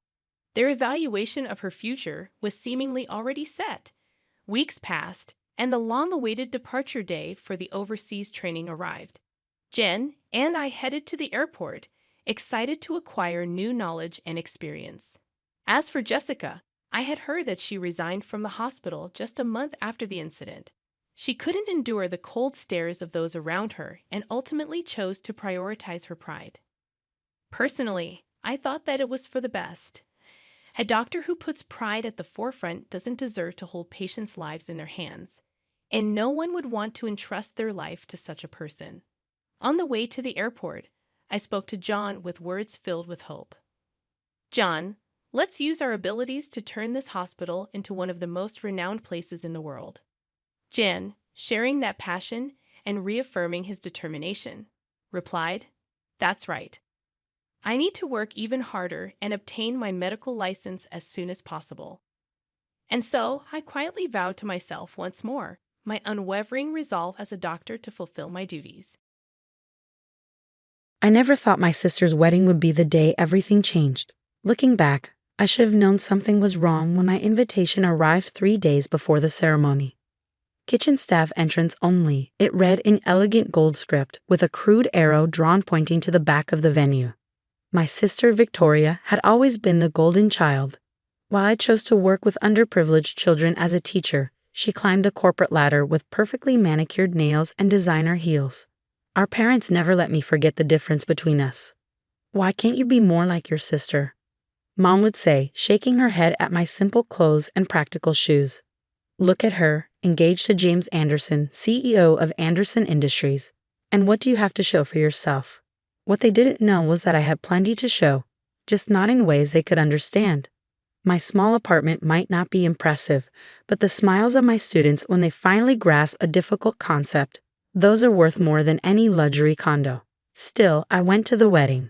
Victoria was my sister, after all, even as she'd grown more distant since getting engaged to James. I put on my best dress, not designer, but elegant in its simplicity, and drove my old Honda Civic to the Grand Plaza Hotel. The security guard at the main entrance took one look at my invitation and pointed to the back. "Service entrance only," he said gruffly. I found myself walking through the hotel's kitchen, dodging busy staff preparing for what was clearly going to be an extravagant reception. A hostess led me to a small table tucked behind a large pillar, practically hidden from the main celebration. Victoria's instructions were very clear, she said apologetically. Family members who might embarrass the couple should be kept out of sight. My hands trembled as I sat down. The table was set with plastic utensils, while I could see fine china gleaming on the other tables. A handwritten note in my sister's flowing script sat next to the plastic fork. "Know your place, little sister. Don't ruin this for me." I should have left then. Should have walked out and never looked back. But something made me stay. Perhaps the same stubborn determination that made me choose teaching over the corporate career my parents demanded. The ceremony was beautiful, of course. I watched from my hidden corner as Victoria floated down the aisle in a gown that probably cost more than my yearly salary. James Anderson waited at the altar, tall and distinguished in his custom tuxedo. He was handsome in that polished way that Grace magazine covers, but something about his expression seemed strained. Then he saw me. In that moment, as his eyes met mine across the crowded room, James Anderson, CEO of Anderson Industries, did something completely unexpected. He dropped his wedding ring. The small golden band made a distinct ping as it hit the marble floor and rolled, coming to rest right at my feet. As I bent to pick it up, memories from 15 years ago came flooding back. I was 19, working my way through college at a small coffee shop in Boston. He was 22, a regular customer who always ordered the same thing: black coffee, no sugar. Back then, he wasn't James Anderson, CEO. He was just Jamie, a graduate student with dreams of changing the world through ethical business practices. We'd spent 6 beautiful months together, sharing dreams and plans for the future. He wanted to revolutionize corporate responsibility. I wanted to teach. We talked about combining our passions somehow, maybe starting a foundation for education. Then he disappeared. No explanation, no goodbye. Just vanished from my life completely. I tried to find him, but it was like he never existed. A year later, I saw his photo in a business magazine. James Anderson, heir to Anderson Industries, engaged to a wealthy socialite. My heart broke all over again. Now here he was, staring at me like he'd seen a ghost, while my sister, his bride, watched in confusion. "Jamie," I whispered, holding out his wedding ring. The color drained from his face. Victoria's perfectly plucked eyebrows furrowed in confusion. "James, darling, do you know my pathetic little sister?" But James wasn't looking at his bride anymore. His eyes were fixed on my left hand, where I still wore the small silver ring he'd given me 15 years ago at that coffee shop in Boston. The one with the inscription, "To my Emma who taught me what really matters." "Emma," he breathed, and in that one word, I heard 15 years of regret. Victoria's voice turned sharp. "James, what's going on?" Before he could answer, a distinguished older man rose from the front row. Richard Anderson Sr., James's father and founder of Anderson Industries. His face was thunderous as he approached the altar. "Son," his voice carried across the suddenly silent room. "Please tell me this isn't the same Emma." The same Emma. The words hung in the air like storm clouds. What did he mean, the same Emma? James straightened his spine, and for a moment, I saw the Jamie I used to know, the one who wanted to change the world. "Yes, father," he said clearly. "This is Emma Chen, the woman you paid $5 million to disappear 15 years ago." The room erupted in chaos. Victoria's perfect wedding dissolved into chaos. Guests began whispering, phones recording everything. My sister's face had turned an interesting shade of red that clashed horribly with her white dress. $5 million? I stood up slowly, my teacher's salary suddenly feeling very different. "You paid me to disappear?" Richard Anderson Sr. straightened his expensive tie. "I paid your mother. She assured me you'd never contact James again. Said you agreed it was for the best." My mother.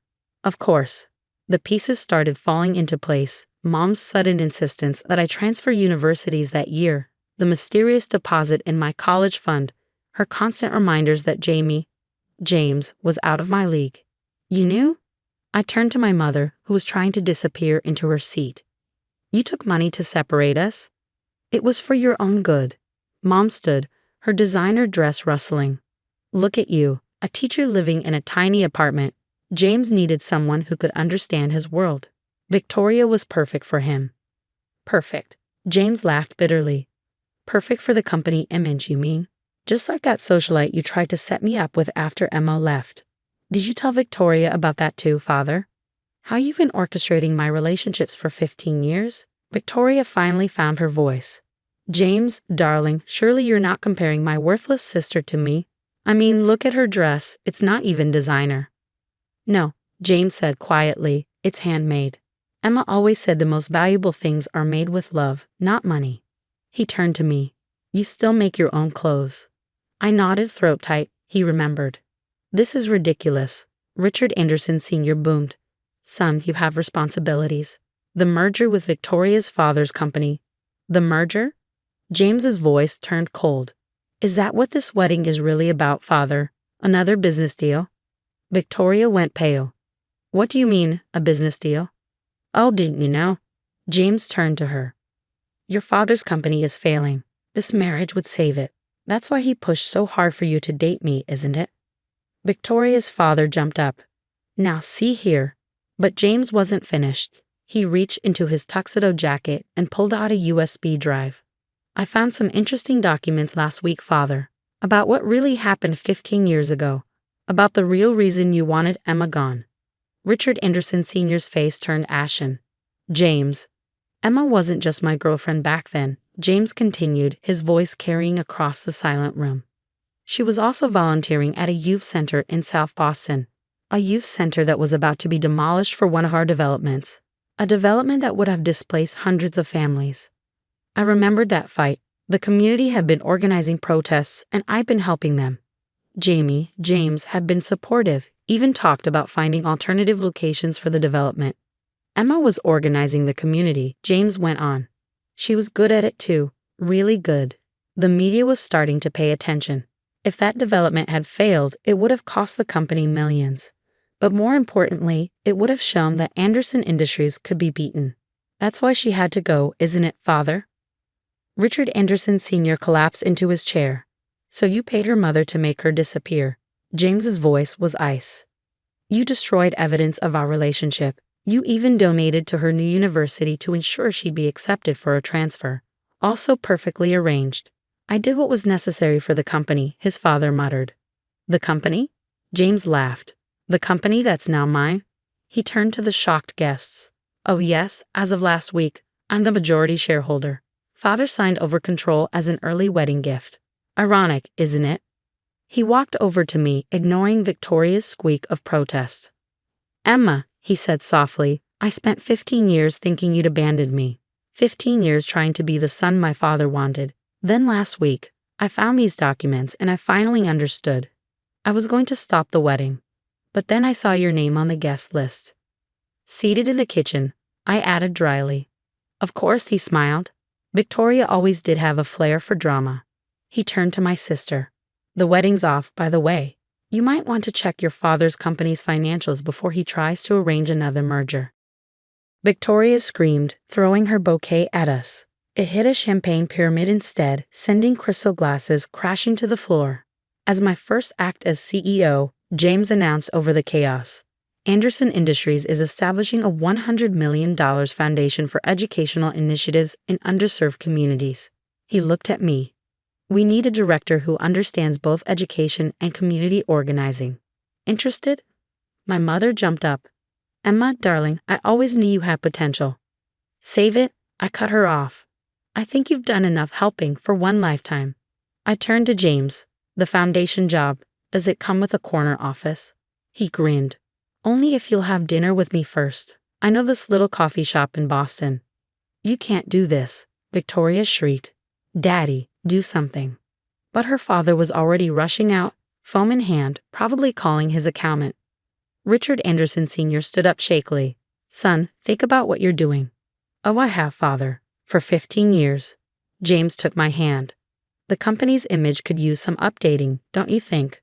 Less corporate greed, more social responsibility. Emma always said the measure of success isn't how much money you make, but how many lives you improve. My sister launched into another screaming fit, but I barely heard her. I was looking at the small silver ring I'd never taken off, remembering a young man in a coffee shop who wanted to change the world. You kept it, James said softly, touching the ring. You came back, I replied. 6 months later, the Anderson Chen Educational Foundation had already funded 50 community programs. Victoria eventually married a minor European prince who, ironically, believed in socialist policies. My parents suddenly became very interested in charitable giving, though their invitations to family events mysteriously get lost in the mail. Richard Anderson Sr. retired to a villa in Italy, though he did send a surprisingly heartfelt letter of apology. I framed it next to the newspaper article about our foundation's launch. As for me and James, we still go to that coffee shop in Boston. He still orders black coffee, no sugar. But now when we talk about changing the world, we actually do it. The small silver ring finally has a companion. A simple gold band that matches it perfectly. The inscription, to my James, who came back to what really matters. Sometimes the best revenge isn't about getting even. It's about getting it right. The Wilson family's annual reunion was exactly as suffocating as I remembered. Crystal chandeliers sparkled overhead in my aunt's oversized mansion, reflecting off designer dresses and expensive watches. The air was thick with the peculiar mix of expensive perfume and superiority that seemed to follow my relatives everywhere they went. I stood in the corner, watching my cousins compete for attention with stories of their latest achievements. My simple black dress, carefully chosen to help me blend into the background, felt like armor against their judgment. "Olivia," my Aunt Patricia's voice cut through the chatter. "I almost didn't see you there.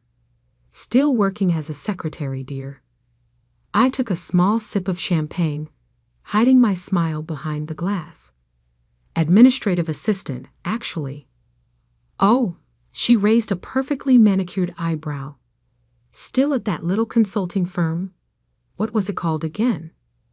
"Summit Solutions," I replied quietly. My cousin Ethan, fresh from making partner at his father's law firm, couldn't resist joining in. "Come on, Liv. I could get you a real job. Something with actual career potential." I thought about the stack of contracts waiting for my signature back at my office. My real office, not the carefully maintained cover I showed the world. "I'm happy where I am, thanks." "Happy?" Aunt Patricia's laugh could have cut glass. "Darling, you're wasting your potential. Your cousins are all executives, partners, real business people, and you're still pushing paper for someone else. If only they knew that someone else was me." The story of how I built my empire in secret started 10 years ago, in this very house. I was fresh out of business school, armed with an MBA and a revolutionary idea for restructuring failing companies. I'd spent months perfecting my pitch, convinced that my family's vast business connections would help launch my career. Instead, they laughed. "Consulting?" Uncle Robert had scoffed. "Leave that to the big firms, girl. Join the family business. Start in the mailroom. Work your way up like everyone else." Everyone else meant my male cousins, of course. The Wilson family's idea of success was strictly defined and strictly controlled. They'd built their fortune through a network of companies, each headed by a carefully chosen male heir. Women were expected to marry well or take subordinate positions, nothing more. That night, I made 2 decisions that would change everything. First, I would build my own company without their help or knowledge. Second, I would make them regret every dismissive word. Summit Solutions began in a tiny office above a Chinese restaurant. My savings covered the rent, barely. But I had something more valuable than money. I understood how companies worked, how they failed, and most importantly, how to fix them. My first client was a small manufacturing firm on the verge of bankruptcy. The owner had been turned down by every major consulting firm in the city. I spent 3 months restructuring their operations, streamlining processes, and negotiating with creditors. 6 months later, they were profitable again. Word spread quietly through business circles about the mysterious consulting firm that could save dying companies. I hired carefully, choosing people who shared my vision and my discretion. Every employee signed ironclad NDAs. My name never appeared on any public documents. I was simply the CEO. As Summit Solutions grew, I maintained my cover as a low-level employee. I kept the tiny office above the restaurant, even as we expanded into a sleek downtown headquarters. When family members asked about my job, I described mundane administrative tasks, watching their eyes glaze over with disinterest. The deception wasn't just about pride, it was strategy. The Wilson family's business empire was built on acquiring struggling companies at rock-bottom prices. My firm's specialty was saving those same companies before they became vulnerable to hostile takeovers. We worked in the shadows, quietly thwarting my family's predatory practices while building our own success. Now, 10 years later, Summit Solutions was one of the most influential consulting firms in the industry. We had offices in 12 cities, A client list that included Fortune 500 companies and a reputation for turning failing businesses into success stories. And not one of my smirking relatives had any idea. More champagne, dear. Aunt Patricia's voice yanked me back to the present. Though perhaps you should stick to water. I imagine your salary doesn't leave much room for expensive tastes. I accepted the champagne with a practiced smile.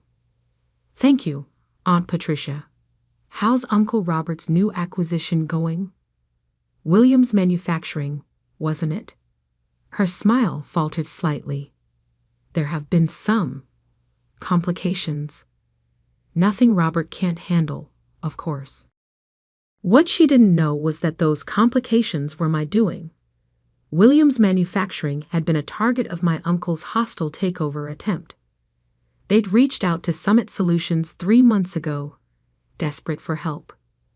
Now they were implementing our restructuring plan, their stock price was rising, and Uncle Robert's attempt to seize control was falling apart. I heard they hired some consulting firm, my cousin Ethan added. Probably throwing good money after bad. Those consultants are all the same. Big promises, no results. I hid another smile. Summit Solutions' fee for saving Williams Manufacturing was more than Ethan would make in 5 years at his father's firm. Oh, which firm? Summit something, he waved dismissively. Nobody important. Dad says their CEO won't even show their face. Probably some trust fund kid playing at business. My phone buzzed in my clutch. A message from my actual assistant. Emergency meeting tomorrow, 9 a.m. Wilson Ventures representatives requesting merger discussion Williams Manufacturing. Urgent response needed. I scanned the message twice. Realization dawning. They were finally admitting defeat with Williams Manufacturing. After failing to acquire the company, they were now seeking a merger, which would require approval from Williams' consulting firm. My firm. Tomorrow morning, my family would walk into a meeting expecting to strong-arm their way into a merger.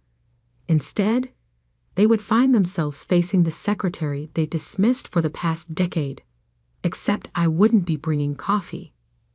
I would be sitting at the head of the table. Everything all right, dear? Aunt Patricia asked, noticing my expression. I finished my champagne and gave her my brightest smile. Perfect, actually. I should head home. Early meeting tomorrow. Oh? Taking notes for someone important? Something like that. I replied, already planning what I would wear. Something exactly like that. The next morning, I stood in my private elevator, ascending to Summit Solutions' executive floor. Gone was the simple black dress from last night's reunion. Today, I wore a tailored channel suit in deep navy, a power color for a power move. My assistant, Maya, waited at the elevator doors with a tablet and knowing smile. The Wilson Ventures team arrived early, she reported as we walked. Your uncle seems particularly anxious to meet Summit's CEO. I'm sure he is. I checked my reflection in a glass wall. Perfect. Are they in the main conference room? Yes, along with Mr. Harrison from Williams Manufacturing. Maya's eyes sparkled with anticipation. Your cousin Ethan is there too. Apparently, he insisted on handling the legal aspects personally. I smiled, remembering Ethan's condescending offer of a real job just yesterday. Who else from the family? Your Aunt Patricia came as moral support, though she's not officially part of the meeting. And your cousin James, he's representing Wilson Ventures' finance department. A perfect audience. I checked my watch. 8:57 a.m. Had they been served coffee? Your aunt complained that there was no one to serve it. Maya's grin widened. I told them the administrative assistant would be in shortly. I almost laughed. For 10 years, I'd played the role of invisible support staff whenever family members visited the office. They never looked closely at the quiet woman who brought their coffee or took their coats. It had been the perfect cover. "Give me 2 minutes," I said, "then bring in the contracts." I could hear voices through the conference room's heavy doors, my uncle's authoritative tone, Aunt Patricia's sharp laugh, Ethan's smug commentary. Taking a deep breath, I pushed the doors open. The conversation stopped abruptly. My uncle sat at one end of the long table, apparently having assumed the power position. Ethan and James flanked him, both in expensive suits that screamed family money. Aunt Patricia perched nearby, examining her manicure with practiced disinterest. Mr. Harrison from Williams Manufacturing sat alone on the other side, looking uncomfortable. Finally, Aunt Patricia sighed. "We've been waiting for coffee for..." She stopped, really looking at me for the first time. "Olivia? What are you wearing? And why aren't you carrying coffee?" I walked calmly to the head of the table, the seat directly opposite Uncle Robert. "I don't serve coffee anymore, Aunt Patricia. In fact, I never really did." "What is this?" Uncle Robert demanded. "Where is Summit's CEO? We were promised a meeting with the actual decision-maker." "You have been." I sat down, enjoying the confusion on their faces. "I am the CEO of Summit Solutions. I have been since I founded the company 10 years ago." The silence that followed was deafening. Ethan's mouth opened and closed like a fish out of water. James dropped his pen. Aunt Patricia's perfectly maintained composure cracked. Uncle Robert recovered first, his face reddening. "This is absurd. You're a secretary." "No," I said calmly. "That was a cover. A very effective one, apparently, since none of you ever looked past it. You were so convinced I couldn't be successful that you never noticed I already was." Maya chose that moment to enter with a stack of contracts. She distributed them efficiently, then took her place standing behind my chair. "These documents," I continued, "outline the terms under which Summit Solutions will consider approving the merger between Wilson Ventures and Williams Manufacturing." "Consider approving?" Ethan sputtered. "You can't be serious. This is a joke, right? Some kind of elaborate prank?" I pulled out my phone and projected Summit's latest financial statements onto the wall screen. Summit Solutions currently manages over $12 billion in client assets. We have a 94% success rate in corporate restructuring, and our approval is required for any major changes to Williams Manufacturing's business structure. I smiled at my stunned relatives. "Does that look like a joke to you?" "This is impossible," Aunt Patricia whispered. "You're nothing. You've always been nothing." "That's exactly what you were meant to think." I turned to Mr. Harrison. "Would you like to explain to my family why you chose Summit Solutions over Wilson Ventures' original offer?" Mr. Harrison straightened in his chair. "Summit's reputation is unparalleled. When Wilson Ventures attempted their hostile takeover, Summit's restructuring plan saved our company. We've increased profits by 47% since implementing their strategies." "Restructuring plan?" James looked like he might faint. "The plan that destroyed our acquisition attempt. That was you, among others." I began listing cases on my fingers. Peterson Electronics, which you tried to acquire last year. Maritime Shipping, which you underbid on last quarter. The Davidson Group, which mysteriously recovered just before you could buy them out. I leaned forward. "For 10 years, I've been quietly undermining every predatory acquisition attempt your company has made." Uncle Robert's face had turned an alarming shade of purple. "You deliberately sabotaged family business." "No," I corrected. I built my own business, one that helps companies survive instead of devouring them for parts. The fact that it interfered with your plans was just karmic bonus. This is ridiculous, Ethan declared, standing up. I'm calling our lawyers. Sit down, Ethan. My voice carried an authority that made him freeze. You really should read those contracts in front of you, the ones your firm spent months trying to secure for this meeting. I watched realization dawn on his face. That's right. Your law firm's biggest client this year. That was me too. Maya stepped forward with another document.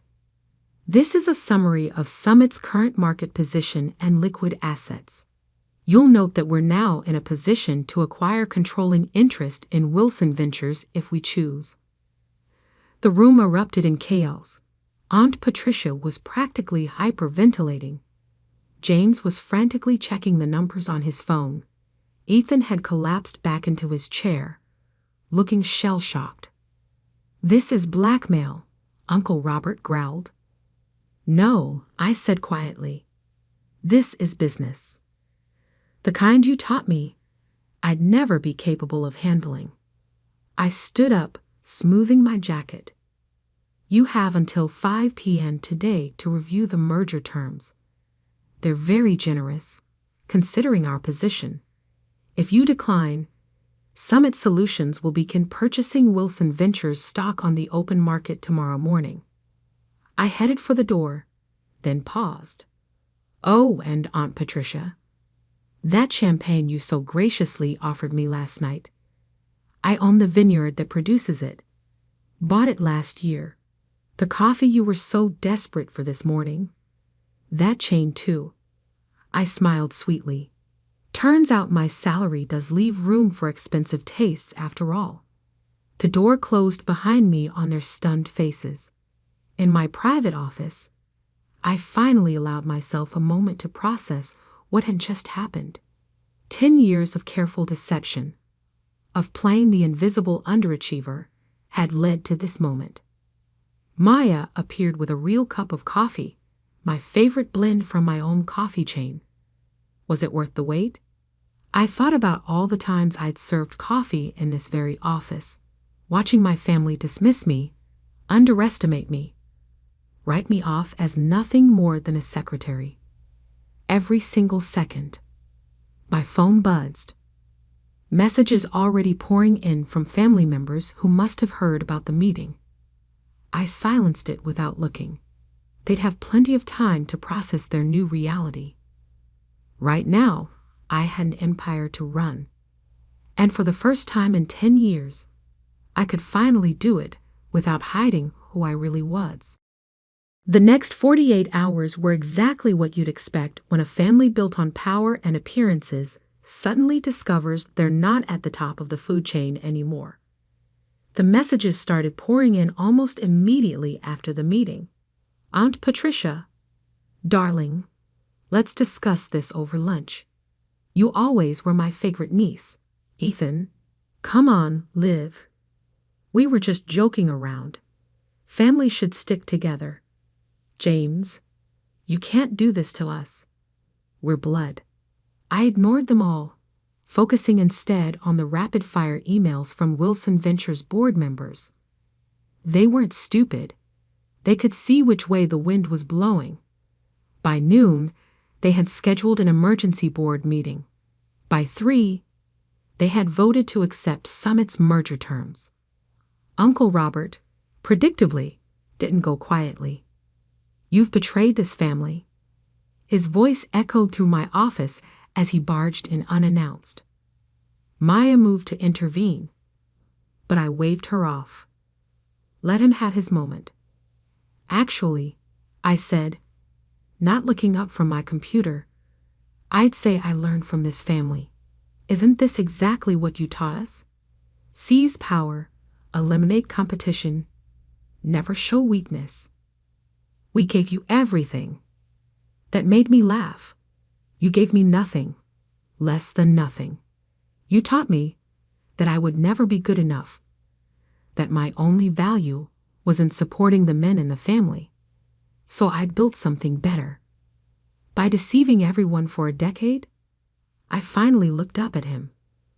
By letting you deceive yourselves, you saw exactly what you expected to see. A quiet, unambitious woman who knew her place. That was your mistake, not mine. The fight seemed to drain out of him suddenly. He sank into one of my visitor chairs, looking older than I had ever seen him. Why reveal yourself now? You could have continued operating in secret. Because it was time. I closed my laptop. Williams Manufacturing isn't the only company you're trying to acquire. There's Thompson Electronics, Maritime Solutions, at least 3 others. Companies with good people, solid products, that just need help restructuring. I'm tired of watching you destroy them. It's business, he protested weakly. No, it's greed, and it stops now. I handed him a folder. These are the final merger terms. Summit Solutions will acquire a controlling interest in Wilson Ventures. We'll restructure the company to focus on building businesses up, not tearing them down. You can stay on as a consultant if you accept the new direction. If not, your golden parachute is outlined on page 3. He opened the folder with trembling hands. You thought of everything. I learned from the best. I smiled without warmth, though not in the way you intended. After he left, Maya brought in a stack of newspapers. Summit's revelation was already making headlines. Secret CEO revealed how one woman built a billion-dollar empire in secret. Wilson family shocked. The hidden success story they never saw coming. My phone buzzed again, this time with a message that actually mattered. My mother, who had divorced Uncle Robert's brother years ago and distanced herself from the Wilson family's toxicity, had sent a single line. I always knew you would show them. The next few weeks were a whirlwind of changes. Wilson Ventures board enthusiastically embraced Summit's new direction. Their stock price jumped 40% on the announcement of the merger. Companies that had feared the Wilson name now sought partnerships. The press couldn't get enough of the story. Aunt Patricia tried to spin it as a heartwarming family success story. We always knew Olivia had potential, she told one reporter. This just proves that the Wilson spirit of entrepreneurship runs in the blood. I responded by releasing archived video of last year's family reunion, where she had spent 20 minutes explaining to everyone why I would never amount to anything.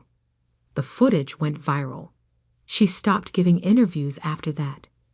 Ethan attempted damage control in his own way, claiming he had been in on it all along. Unfortunately for him, too many people had witnessed his shocked face in that conference room. His law firm's other clients began questioning his judgment. Within a month, he was quietly asked to take a leave of absence. James adapted the fastest, approaching me with a business proposal just 2 weeks after the revelation. We could dominate the market together, he suggested over an awkward lunch. The Wilson Summit Alliance would be unstoppable. That's not what Summit Solutions is about, I told him. We don't dominate, we elevate. The real changes came in the quieter moments. The young intern who tearfully thanked me for showing her that success didn't require compromising her principles. The female executives who started reaching out, sharing their own stories of being underestimated. The business schools that invited me to speak about building ethical success in a cutthroat world. 3 months after the revelation, I stood on a stage accepting the Business Innovation Award. Looking out at the audience, I saw my mother sitting in the front row, beaming with pride. Behind her sat several of my former administrative assistants, all women who had helped maintain my cover while building their own careers within Summit. Success isn't about who has the most power, I told the crowd. It's about how you use the power you have. For 10 years, I played a role that made powerful people underestimate me. I could have revealed myself sooner, but I chose to wait until Summit Solutions was strong enough to create real change. The applause was thunderous, but the real satisfaction came later that evening. I was working late in my office when Maya brought in an interesting piece of news. Uncle Robert had just announced his retirement. His resignation letter included an unexpected paragraph. My niece taught me that true business success isn't measured in acquisitions or assets, but in the positive impact we create. I regret that it took losing control of my company to learn this lesson. I leaned back in my chair, thinking about the long game I had played. 10 years of careful planning, of swallowing pride and playing small, had led to this moment. Summit Solutions wasn't just successful, it was changing how business was done. The next family reunion would certainly be interesting. I planned to host it myself, in Summit's main conference room. The same room where I had served coffee countless times, watching and waiting for the perfect moment to show them who I really was. Maya knocked on my door. "Your 4 p.m. is here. The CEO of Thomson Electronics, the company your uncle was trying to acquire." I smiled. "Show them in." "And Maya?" "Bring coffee for everyone. The good stuff from our chain." As I stood to greet my visitors, I caught my reflection in the window. No more hiding, no more playing small. I had built something remarkable, not despite my family's dismissal, but because of it. They had taught me that power doesn't always look like what people expect. Sometimes it looks like a quiet woman in a simple black dress, serving coffee and taking notes, while building an empire right under everyone's nose. The tabloids called it revenge. The business papers called it strategic genius. But for me, it was simply justice, served one corporate takeover at a time, with a side of perfectly brewed coffee. And somewhere, in a small office above a Chinese restaurant, my original desk still sits. I keep it as a reminder that success doesn't always wear designer labels or demand attention. Sometimes it works quietly, patiently, building something extraordinary while the world looks the other way. That's the real secret to success, not the power you show, but the power you build when no one's watching.